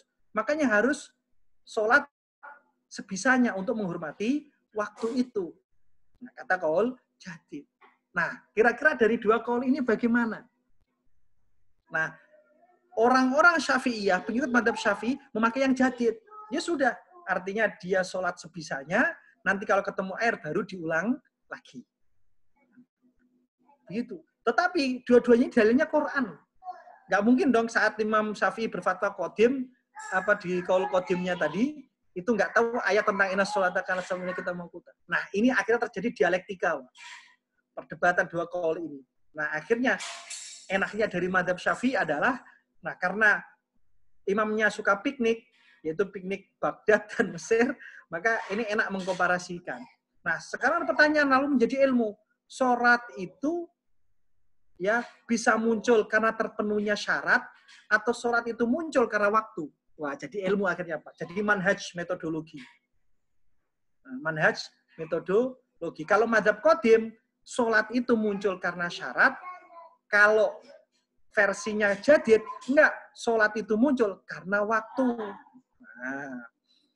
Nah, itu menarik. Nanti diskusinya panjang untuk kuat. Tapi saya hanya menjelaskan metodologi Imam Syafi'i. Nah, lanjutnya berkenaan dengan hayya 'alas shalah. Hayya 'alas shalah, misalnya. Di madhab qadim, Imam Syafi'i itu menyebutkan harus ada hayya 'alas shalah. Setelah hayya 'alas shalah harus ada as-sholatu khairum minan naum. Nah, itu harus ada di madhab qadim. Tapi ketika Imam Syafi'i di Mesir, di qaul jadidnya bilang enggak usah pakai as-sholatu khairum minan naum. Nah, tetapi orang-orang Syafi'iyah memilih madhab qadim. Oh, ada ilmunya itu, Pak. Ada ilmunya. Memilih ini ada ilmunya. Yang ingin saya jelaskan adalah, loh, kenapa Imam Syafi'i nggak memakai as-sholatu khairum minan naum di madhab jadid? Ya, madhab jadid. Kenapa nggak memakai itu? Kan hadisnya ada itu. Nah, Imam Syafi'i Ya hadisnya ada. Itu kan hadis untuk orang yang tidur, gampang lalai, gampang lupa. Nah, sementara orang Mesir itu nggak gampang lupa dan udah jadi mafhum. Kalau yang namanya tidur sama sholat, ya bagusan sholat. Itu orang sudah mafhum. Ngapain orang mafhum kok diumumkan? Nah, misalkan namanya Muhammad Sofin, udah jelas laki, nggak mungkin saya umumkan saya laki-laki loh, enggak. Karena sudah mafhum, orangnya sudah mafhum. Ibu kota Indonesia Jakarta, orang mafhum, nggak usah diumumkan itu. Nah, kecuali orang nggak tahu gitu kan. Tapi kalau orang Jakarta sendiri ya nggak usah diumumkan. Nah, makanya sesuatu yang nggak diumumkan begini itu nggak penting. Makanya nggak penting itu ya sebaiknya nggak usah. Nah, itu perdebatan panjang. Nah, juga perdebatan soal nikah. Ada seorang istri ditinggal pergi suaminya, nggak tahu ini. Balik-balik ini. Menurut Qaul Qadim Imam Syafi'i, ya, ini orang, jadi Qaul Qadim Imam Syafi'i mengikuti fatwanya Sayyidina Umar. Jadi di zaman Sayyidina Umar itu ada seseorang yang diumpetin sama jin. Kalau bahasa kita digondol kalong wewe. Itu ada. Kemudian dia lapor ke Sayyidina Umar, gimana ini?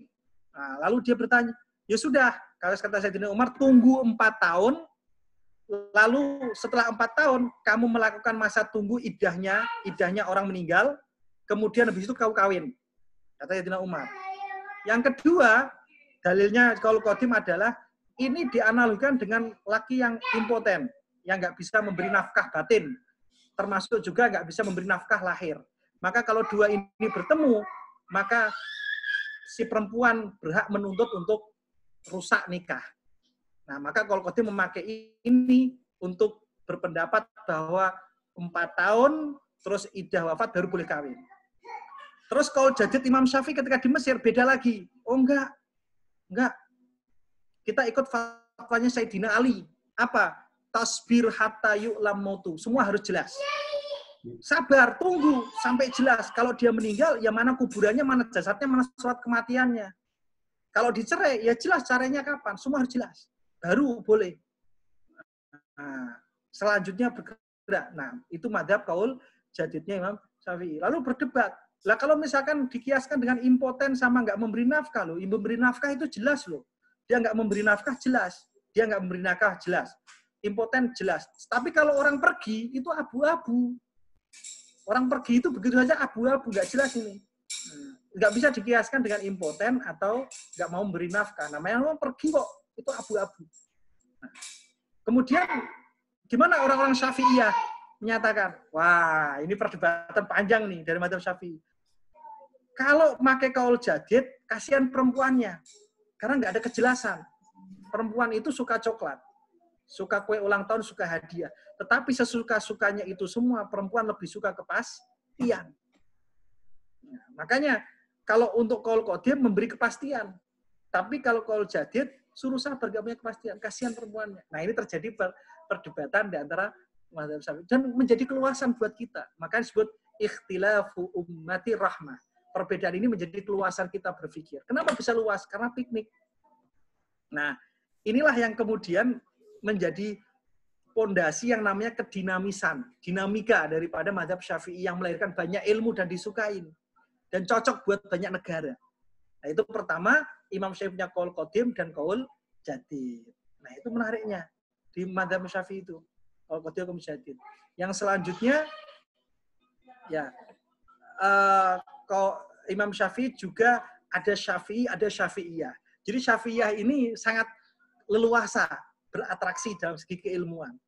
Loh, banyak loh Syafi'iyah yang nggak setuju dengan Syafi'i. Misalnya apa?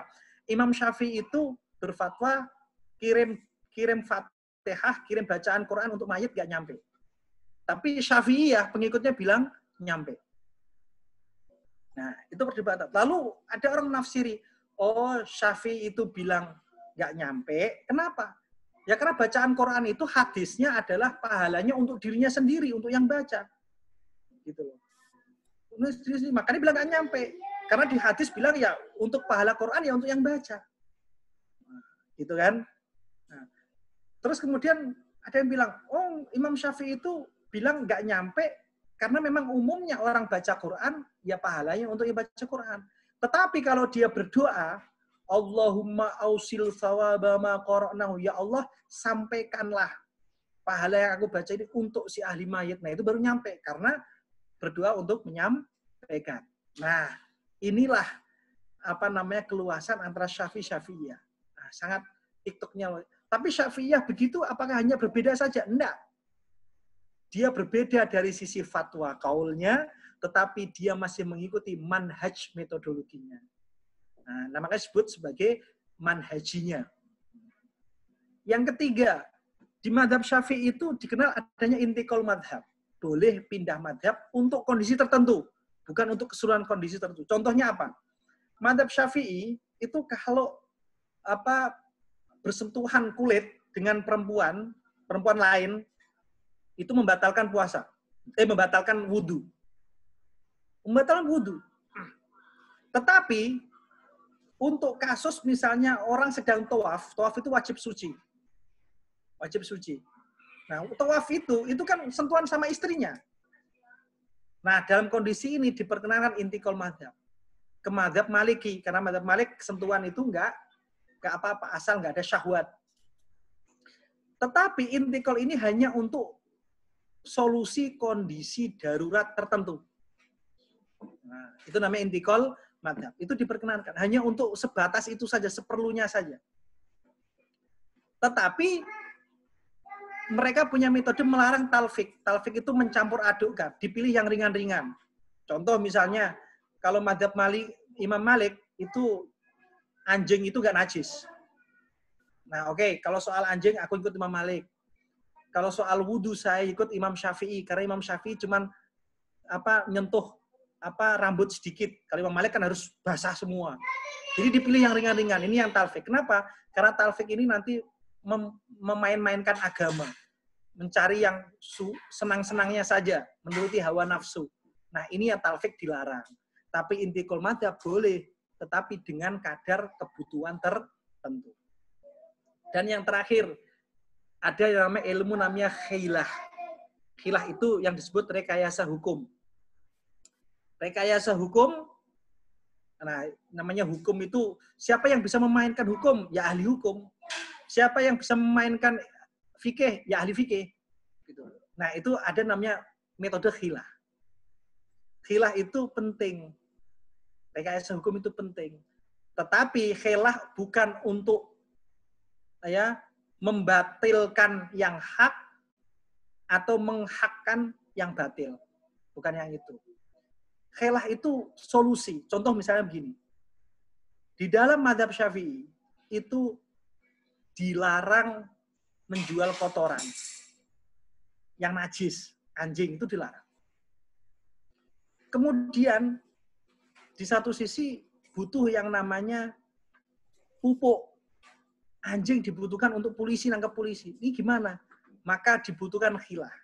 Caranya gimana? Kang, yang saya bayar ini bukan saya beli pupuk, tetapi saya memberi upah kamu, jasa kamu nih yang ngumpul-ngumpulin ini. Sama uang makan untuk si kambingnya misalnya. Nah, jadi dibikin khilah begitu. Jadi dia tidak beli kotorannya, tapi beli, Pak, saya nggak beli anjingmu yang najis. Yang saya beli adalah kamu ngelatihnya, kamu ngasih makan. Itu saya upahin, saya bayarin jasamu. Jadi yang saya beli jasamu itu. Nah, itu namanya khilah, Pak, rekayasa. Itu penting. Kayak orang jual air, nggak boleh orang jual air. Nggak boleh. Secara syariat ada hadis yang nggak boleh jual air. Karena air itu milik semuanya. Lalu gimana orang jual air? Nah, kita bikin khilah, rekayasa hukum. Saya nggak beli air, tapi saya beli yang transportasi dari sana ke sini untuk menjaga air ini, untuk plastiknya, untuk tenaganya. Nah, itu yang saya beli. Namanya khilah. Tapi khilah juga ada yang kurang ajar. Kayak saya pesantren itu. Kang, habis ngaji, habis sholat, kok nongkrong itu? Nah, ntar kalau banyak kan lihat perempuan cantik, nah dosa. Terus dia bikin khilah. Ya nanti diwuduin kan juga hilang, rontok dosanya. Orang cuma lihat doang. Nah itu namanya kurang ajar itu, Pak. Itu Gusti Allah nyampe nggak? Atau khilah yang nakal juga gini. Misalnya sudah saatnya zakat nih. Duitnya udah zakat nih, udah sampai nisab. Nah, supaya nggak nyampe nisab sebelumnya, itu dia buat beli apa? Biar nggak nyampe, biar nggak kena kewajiban zakat. Nah, itu yang kurang ajar. Kayak hukum yang kurang ajar. Itu yang Gusti Allah nanti akan menghisapnya. Nah, hukum khilah ini penting untuk menjadi solusi. Dan madzhab Syafi'i punya hukum khilah begini. Mas Syafi'iyah, bukan Imam Syafi'i, tapi Syafi'iyah. Khilah ini penting, karena seperti Imam Nabiul Ayub. Nabiul Ayub itu pernah sumpah. Karena ngerasa nggak diurusin sama istrinya. Puncaknya dia sumpah itu adalah dia ngelihat istrinya itu nggak cantik lagi karena gundul. Gundul. Dia bilang, saya bersumpah nanti kalau sembuh saya cambuk itu istri saya 100 kali. Nah, akhirnya dia sembuh. Setelah sembuh, dia tahu ternyata istrinya itu bukan nggak mau ngurusin dia. Istrinya pergi karena sebagai tulang punggung, cari ekonomi di luar. Nah, kemudian pada saat kepepet, itu ternyata ada seorang ratu yang punya masalah dengan rambutnya dan punya penyakit. Akhirnya dia menjual rambutnya, dijual itu rambutnya zaman itu. Nah, karena itu akhirnya Nabi Ayub sedih. Nah, Allah nggak terima dong. Satu sisi dia nggak terima seorang nabi kok nyalain sumpah. Satu sisi Allah juga nggak terima ada seorang istri solehah yang berjuang juga kok malah didapat pukulan. Akhirnya Allah memberikan khilah satu rekayasa, disebutkan wahud biyatika doksan, wahai Ayub, ambillah dengan tanganmu segempal rumput, 10 biji rumput. Pegang, lalu pukulkan ke istrimu rumput tadi 10 kali, kan 100 sudah. Itu namanya khilah. Nah, hukum ini itu ada, dan ini harus pakai ilmu. Harus jadi wali dulu, harus jadi orang soleh dulu nih, memakai ilmu khilah. Kalau enggak, menjadi orang fasik, gitu, kayak tadi itu. Nah, seperti itu. Nah, dan yang terakhir berkenaan dengan madzhab Syafi'i yang dianut di Indonesia. Nah, madzhab Syafi'i dianut di Indonesia ini muncul karena penyebaran kebetulan dari Malabar, itu madzhabnya Syafi'i, dari Mesir, kemudian dari Mekah, itu kebetulan madzhab Syafi'i, sehingga ketika sampai ke sini madzhab Syafi'i. Yang kedua, madzhab Syafi'i ini cocok dengan kultur Indonesia. Madzhab cocok kultur Indonesia. Contoh, suatu ketika saya pernah nanya, wahai Syekh, guru saya di Maroko dengan madzhab Maliki, wahai Syekh, mana lebih kuat? Membasuh seluruh kepala atau sebagian kepala? Kata Syekhnya, untuk orang Maroko yang rambutnya itu tebal, itu harus membasuh seluruhnya. Kenapa? Karena kalau dibasuh seluruhnya, itu kelihatan membasuh. Kalau sedikit, nanti cepat hilang. Kalau orang Indonesia yang rambutnya sangat halus begitu, itu harus sedikit. Kenapa? Kalau dibasuh semuanya kayak kucing kecebur got. Gitu. Nah, jadi kalau itu bisa punya pilihan orang Indonesia. Nah, artinya apa? Kultur Indonesia ini sangat acceptable dengan madzhab Syafi'i. Nah, itu juga kearifan yang dipilih oleh para pendakwah kita. Termasuk keluasan beristihad. Karena orang Indonesia ini heterogen.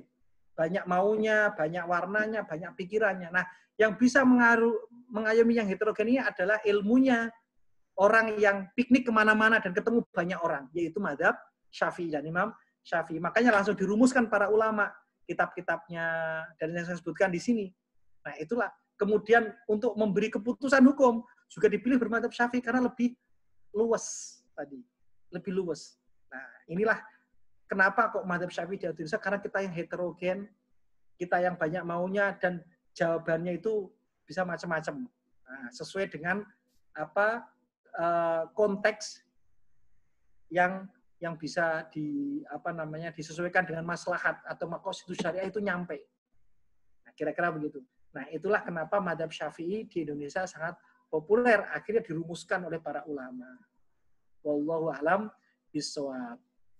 Ya, silakan. Ada pertanyaan belum sempat baca ini, banyak banget. Iya, ada pertanyaan tuh Ustadz. Jadi kita mungkin langsung mulai dari yang pertama aja ya Ustadz ya. Sering ditanyakan bahwa belajar atau mendapatkan ilmu wajib dengan guru yang bersanad. Apakah bagi kami yang berupaya belajar melalui online, bahkan dengan kajian-kajian dari TV, di hari akhir kami dapat menyatakan bahwa kami berguru pada ustadz atau ulama tersebut. Sedangkan sangat bisa jadi ulama tersebut tidak mengenal kami. Bagaimana kami harus menyikapi ini? Terima kasih dari Mbak Mita. Ya, terima kasih Pak. Bergurunya tetap, memberi pencerahannya tetap. Memberi pencerahan tetap. Nah, soal bersanad. Nanti ketika anak Bapak belajar dari Bapak nih, berarti sanadnya dari anaknya Pak Dimas, kemudian dari anaknya Pak Dimas, kemudian Pak Dimas, kemudian saya. Nah, ini tidak bisa begitu. Nah, guru bersanad ini itu sanad artinya dia punya kompetensi. Yang kedua, dia ngajinya komplit. Nah, sementara Bapak ini kan bertanya atau mengaji sesuai kebutuhan untuk hidup. Nah, jadi itu tetap bersanad, tetapi Bapak ketika nanti punya murid, itu tidak bisa menyalurkan sanad itu. Paham Pak ya? Nggak bisa menyalurkan sanad itu.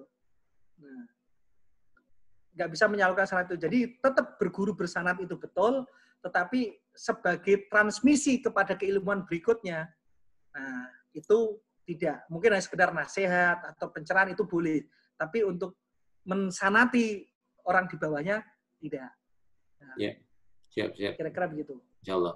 Kemudian lanjut ke pertanyaan kedua, Ustadz, pertimbangan apa yang dipakai oleh Ustadz sebelum memutuskan untuk mendirikan pesantren bermazhab Syafi'i?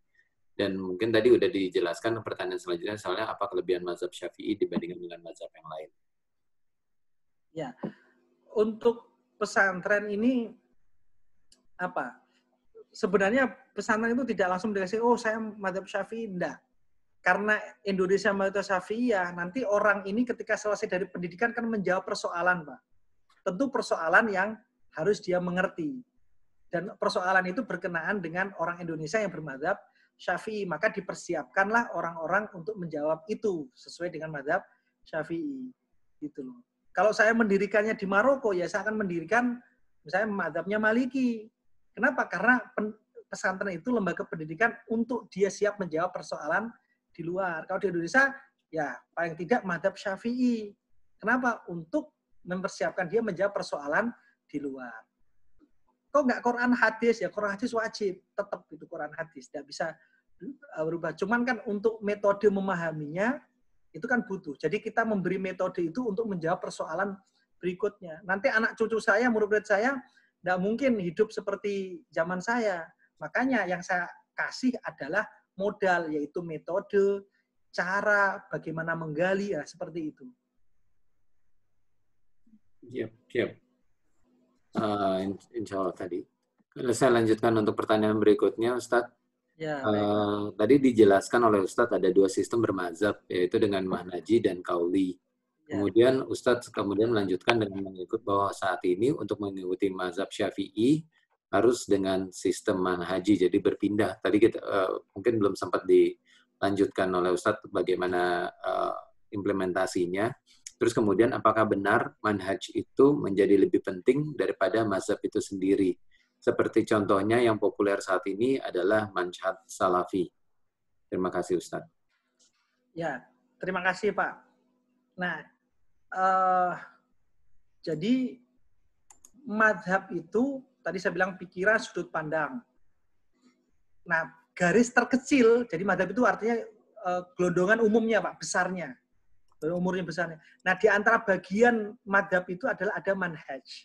Nah, manhaj itu metode. Metode tentang apa? Tentang hukum fikih, tentang beragam itu manhaj. Nah, kemudian kenapa harus menggunakan manhaj? Karena zamannya beda. Indonesia sekarang beda. Sehingga kita butuh metode ini untuk membahas problem-problem yang kekinian. Lalu bagaimana modelnya? Nah, ini sedang dikembangkan oleh teman-teman di pesantren, yaitu fikih manhaji, fikih yang metodologis. Nah, jadi kita mulai dari metodologis. Nah, itu sudah banyak buku-buku tentang fikih manhaji atau metodologis. Nah, seperti yang saya sebutkan tadi, yaitu pertama harus mempelajari usul fikih dulu. Nah, jadi manhaj yang saya maksud di sini adalah manhaj metode untuk mengambil hukum Islam. Yang kedua, manhaj yang populer, istilah yang populer di zaman sekarang, itu adalah manhaj yang semacam gerakan. Dia komunitas sosial. Dia metode yang entah kita tidak tahu pendirinya siapa, orangnya siapa. Dia sebut sebagai salafi. Salafi itu siapa maksud dia? Orang terdahulu itu siapa? Banyak. Kalau misalnya orang yang hidup di abad-abad pertama, Imam Syafi'i hidup di abad pertama. Imam Abu Hanifah hidup di abad pertama. Nah, lalu konkretnya siapa? Nah, ini yang saya sebut belum mencapai wala takfu ma laysa laka bi ilmun. Keilmuannya belum sampai. Karena ilmuwan itu harus empiris, harus jelas. Imam Syafi'i jelas, orangnya jelas, bukunya jelas, kitabnya jelas, muridnya jelas, sunnahnya jelas. Kalau mengikuti manhaj salaf, salaf siapa? Nah, ini yang nggak jelas. Nah, ini abu-abu. Nah, ini nggak sesuai dengan apa ayat wala takfu ma laysa laka bi ilmun. Nah, kemudian manhaj yang dipahami mereka ini itu sekarang kegerakan untuk mengokohkan kesolidan di antara mereka saja. Itu yang keliru. Sementara manhaj yang saya maksud itu ada ilmu syariat. Tidak membuat orang atau menjadi dikotomi tertentu, enggak. Tapi ini adalah manhaj berkenaan dengan ilmu. Bapak suka ikutin, tidak suka bisa beralih. Ibaratnya begitu, karena murni ilmu. Nah, itu yang harus pahami. Yang kedua, manhaj yang disebutkan ini dia sekedar permainan marketing supaya banyak komunitas ngikuti. Nah, ini yang keliru. Nah, oleh karena itu manhaj yang semacam ini tidak bisa kita samakan ini. Tidak bisa kita samakan. Oleh karena itu maka untuk manhaj semacam ini sebaiknya nggak usah lah. Namanya manhaj itu metode harus berdasarkan ilmuwan, ilmu itu harus berdasarkan data empiris, data dokumen, varian berpikirnya jelas. Nah, sama seperti ilmu umum yang lain kan begitu juga sama. Yang disebut ilmu kan begitu. Kira-kira begitu, Pak.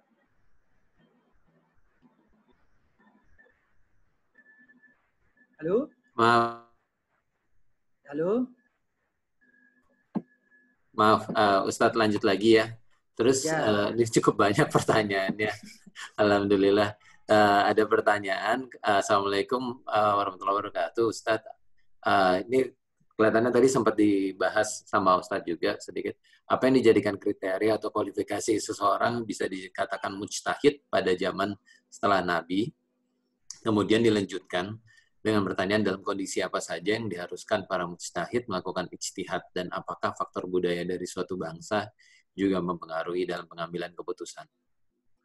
Ya, soal klasifikasi mujtahid ini penting supaya tidak orang sembarangan. Sama dengan kita memilih dokter itu butuh kenapa? Butuh kualifikasi. Nah, kualifikasi diantaranya adalah hafalan Qur'annya, hafalan hadisnya yang banyak, terus kemudian mengetahui ilmu Al-Quran, ilmu hadis yang saya sebutkan tadi di awal. Itu penting. Nah, kemudian apakah orang harus mengetahui tradisi atau sosiokultur? Ya harus. Karena Imam Al-Qurafi menyatakan ijtihad itu bisa berubah. Karena perubahan kultur, perubahan masyarakat, atau perubahan mad'u atau objek dakwah. Itu penting. Gitu. Rasulullah sendiri mengajarkan hal itu. Rasulullah mengajarkan hal itu, yaitu untuk menerapkan sesuatu pada tempatnya. Nah, lalu untuk masa sekarang, khususnya, itu tentu berbeda dengan zaman dulu. Zaman dulu, orang punya kualitas yang saya sebutkan tadi pada sosok Imam Syafi'i, Imam Buwaiti, udah ada. Nah, orang sekarang nggak ada yang seperti itu. Maka dicanangkan yang namanya ijtihad jama'i, yaitu ijtihad gabungan. Nanti yang ahli usul fikih ditarik, ahli Quran ditarik, ahli hadis ditarik, ahli sosial, sosialnya ditarik. Oh, berkenaan dengan vaksin ini, oke, ahli vaksin ditarik. Oh, berkenaan dengan pandemi ini, ahli epidemiologi ditarik. Nah, dikumpulkan, nanti disebut ijtihad jama'i. Untuk kategori yang berkenaan dengan kemaslahatan orang banyak. Tetapi kalau untuk kategori yang kecil-kecil, misalnya tentang popok yang tadi itu, ya kita lah, insya Allah bisa. Paling nanya Ustadz, kemudian jawab, srek, oke, nggak srek, sudah. Gitu. Ya level-level itu saja. Tapi kalau berpengaruh masalah besar, harus mereka punya kriteria-kriteria tadi. Kira-kira begitu. Jadi isinya, ya tadi Pak, paham kapasitas, Pak. Paham kapasitas. Itu. Ya, insya Allah. Ini ada pertanyaan terakhir dari jemaah. Yang terakhir tadi berkenaan dengan sholat dan popok. Yang terkait dengan ijtihad untuk orang awam, sejauh mana kita sebagai orang awam boleh memutuskan atau memilih suatu ketentuan sendiri? Ya, untuk masalah yang partikular kecil yang kita alami, Pak, yang kita alami. Nah, yang tidak ada dampak atau merugikan. Jadi ukurannya itu, ini ngerugiin siapa sih gitu? Misal kayak popok kayak tadi itu kan paling banter, ya saya dengan anak saya dan nggak ngerugiin orang, Pak. Nah itu biasanya ijtihad. Nanti sekala-kala kalau ketemu ustadz ya baru nanya kan gitu, Pak. Kira-kira seperti itu. Jadi kalau istiad ini berkenaan dengan masyarakat yang luas, masyarakat ini, nah kita serahkan pada ahlinya. Kita enggak ada istiad, kita sadar kapasitas. Sama kayak ilmu penyakit kedokteran. Aduh, perut saya mulus nih. Tak krokin cukup deh, istiad pakai krokan. Wah, jangan-jangan mah. Oke, beli pil saja, proma cukup. Itu istiad sekarang itu. Tapi kalau nanti berpengaruh, wah, ini kok lebih dari 4 hari, 5 hari, ya jangan beristiad, datang ke dokter, Pak. Nah, ibarat gitu. Nah, itu ukuran itu kita secara aksioma bisa ngukur, Pak. Bisa ngukur. Ya, kira-kira seperti itu batasannya. Terus kemudian mungkin pertanyaan dari kami itu kan kemarin kita sudah mempelajari ada beberapa mazhab Hanafi, kalau dibandingkan dengan mazhab Hanafi kan tadi ada bicara masalah keluasan dalam mengambil hukum ya Ustaz ya. Itu perbedaan utamanya di mana Ustaz? Ya, yang pertama karena saya presentasinya mazhab Syafi'i, jadi mazhab Syafi'i saja. Mestinya begitu. Nah, nanti kalau temanya berubah menjadi perbandingan mazhab, nanti ceritanya beda lagi, Pak. Tapi nggak apa-apa, saya jawab ini. Nah, kalau mazhab Hanafi itu hidup di Kufah, di Baghdad. Beliau itu sangat jauh dari pusat hadis, yaitu Madinah dan Makkah. Makanya beliau sangat berhati-hati untuk memegang hadis. Maksudnya tidak gampang, ini hadis dia percaya, ini hadis ini tidak. Hati-hati. Karena saking hatinya, Imam Abu Hanifah ini sangat ketat. Hadis itu minimal masyhur. Kalau kurang dari masyhur, dia ada kriteria banyak hal. Oleh karena itu, logika atau rohyunya lebih dominan. Yang kedua, sosiokultur Baghdad itu dekat dengan Persia, Iran, zaman dulu Persia, sehingga logika Helenisme, logika yang Zarathustra itu lebih dekat, sehingga untuk menjawab seperti itu lebih cocok kepada logikanya. Beda dengan Imam Syafi'i. Imam Syafi'i hidup di banyak kutub tadi, sehingga untuk masyarakat kita yang heterogen kayak kita Indonesia, kayak saya lebih serap Imam Syafi'i, Pak. Karena banyak menjawab itu. Yang kedua, Imam Syafi'i punya metode intikal mazhab. Nanti kalau dalam kondisi saya kepepet banget, nggak bisa ngapa-ngapain, wah bisa pindah. Itu yang enak. Nah, kira-kira hal semacam inilah yang menjadi kenapa saya milih mazhab Syafi'i. Nah, berhubung karena saya presentasi mazhab Syafi'i, ya saya kuatkan mazhab Syafi'i. Nanti kalau presentasinya mazhab Hanafi cerita lain lagi. Kayak orang jualan ya, Pak. Iya. Terus kemudian mungkin yang terakhir Ustadz, kalau untuk tadi qaul qadim sama qaul jadid, maka dalam kehidupan sehari-hari saat ini ada perbedaan dalam penerapannya atau ada tingkatannya atau bagaimana? Kalau pada penerapannya Syafi'iyah mayoritas mengambil qaul jadid, mayoritas. Umumnya qaul-qaul yang diambil ada qaul jadid, mayoritas. Sama kayak ilmu nasah mansuh. Nasah mansuh itu kan yang lama digantikan di amandemen yang baru. Maka yang dimenangkan adalah yang baru. Kayak hukum kita kan, kalau ada hukum amandemen itu maksudnya kan hukum yang lama ditiadakan, ada hukum yang baru, maka hukum perubahan itu yang dipakai. Nah, mayoritas jadid. Walaupun demikian, qaul qadim menjadi khasanah ilmu. Karena menjadi khasanah ilmu, itu suatu saat dalam kondisi tertentu bisa jadi solusi, Pak. Bisa jadi solusi. Kadang yang lama itu bisa jadi solusi suatu saat. Oleh karena itu menjadi khasanah keilmuan debat. Contoh lagi misalnya, diskusi soal bagaimana orang tidak punya, tidak ketemu air atau debu. Itu nggak pernah orang kepikir. Nah, di salah satu mazhab Syafi'i ada beristihad. Ada alat suci selain air dan debu. Apa? Api katanya. Loh, kok api? Iya, karena secara teori, secara ilmu, orang mukmin masuk neraka itu adalah dalam rangka penyucian supaya masuk surga. Maka api itu adalah satu alat suci secara teori ilmu, tetapi secara praktik tidak. Kenapa bisa begitu? Inilah perkembangan ilmu, Pak. Perkembangan ilmu. siapa yang memantik diskusi ini? Imam Syafi'i, yang seperti contoh saya sebutkan tadi. Itu di kitab itu sebut salah satu tempat suci adalah api, gitu kan. Tapi tidak bisa dilaksanakan. Tapi secara ilmu bisa, secara ilmu, tapi secara praktek jangan sekali-kali dilakukan. Nah, itu menariknya madzhab Syafi'i begitu, Pak. Nah, itu di antaranya. Ya. Ya, mungkin insya Allah udah kejawab semua pertanyaan dari jemaah, dan alhamdulillah kita juga hari ini udah dapat banyak sekali ilmu secara singkat, padat, lengkap dan jelas tentang mazhab Syafi'i. Insya Allah ilmunya bermanfaat. Jadi buat teman-teman yang udah partisipasi, terima kasih. Bagi yang tadi nggak bisa nge-save materinya, bisa minta ke kita, nanti dikirimin. Padat sekali tadi materinya, alhamdulillah Ustadz, terima kasih banyak. Semoga banyak yang tercerahkan. Kita mau menutup kajian hari ini, mungkin boleh ditutup kajian doa penutup majelis dari Ustadz, lalu kita bisa sama-sama selesai bareng-bareng. Monggo Ustadz. Okay. Bismillahirrahmanirrahim. Walhamdulillah wa sallallahu ala rasulillah wa ala alihi wa mawalah. Allahumma akrimna binuril fahmi wa akhrijna min dhulumatil wahmi waftah lana abwaba rahmatika wanshur alaina hikmataka birahmatika ya arhamar rahimin. Subhanakallahumma wa bihamdika asyhadu an la ilaha illa anta astaghfiruka wa atubu ilaih. Wassalamu alaikum warahmatullahi wabarakatuh. Waalaikumsalam warahmatullahi wabarakatuh. Terima kasih Ustadz, terima kasih. Ya, sama-sama Pak. Insya Allah kita ketemu lagi minggu depan.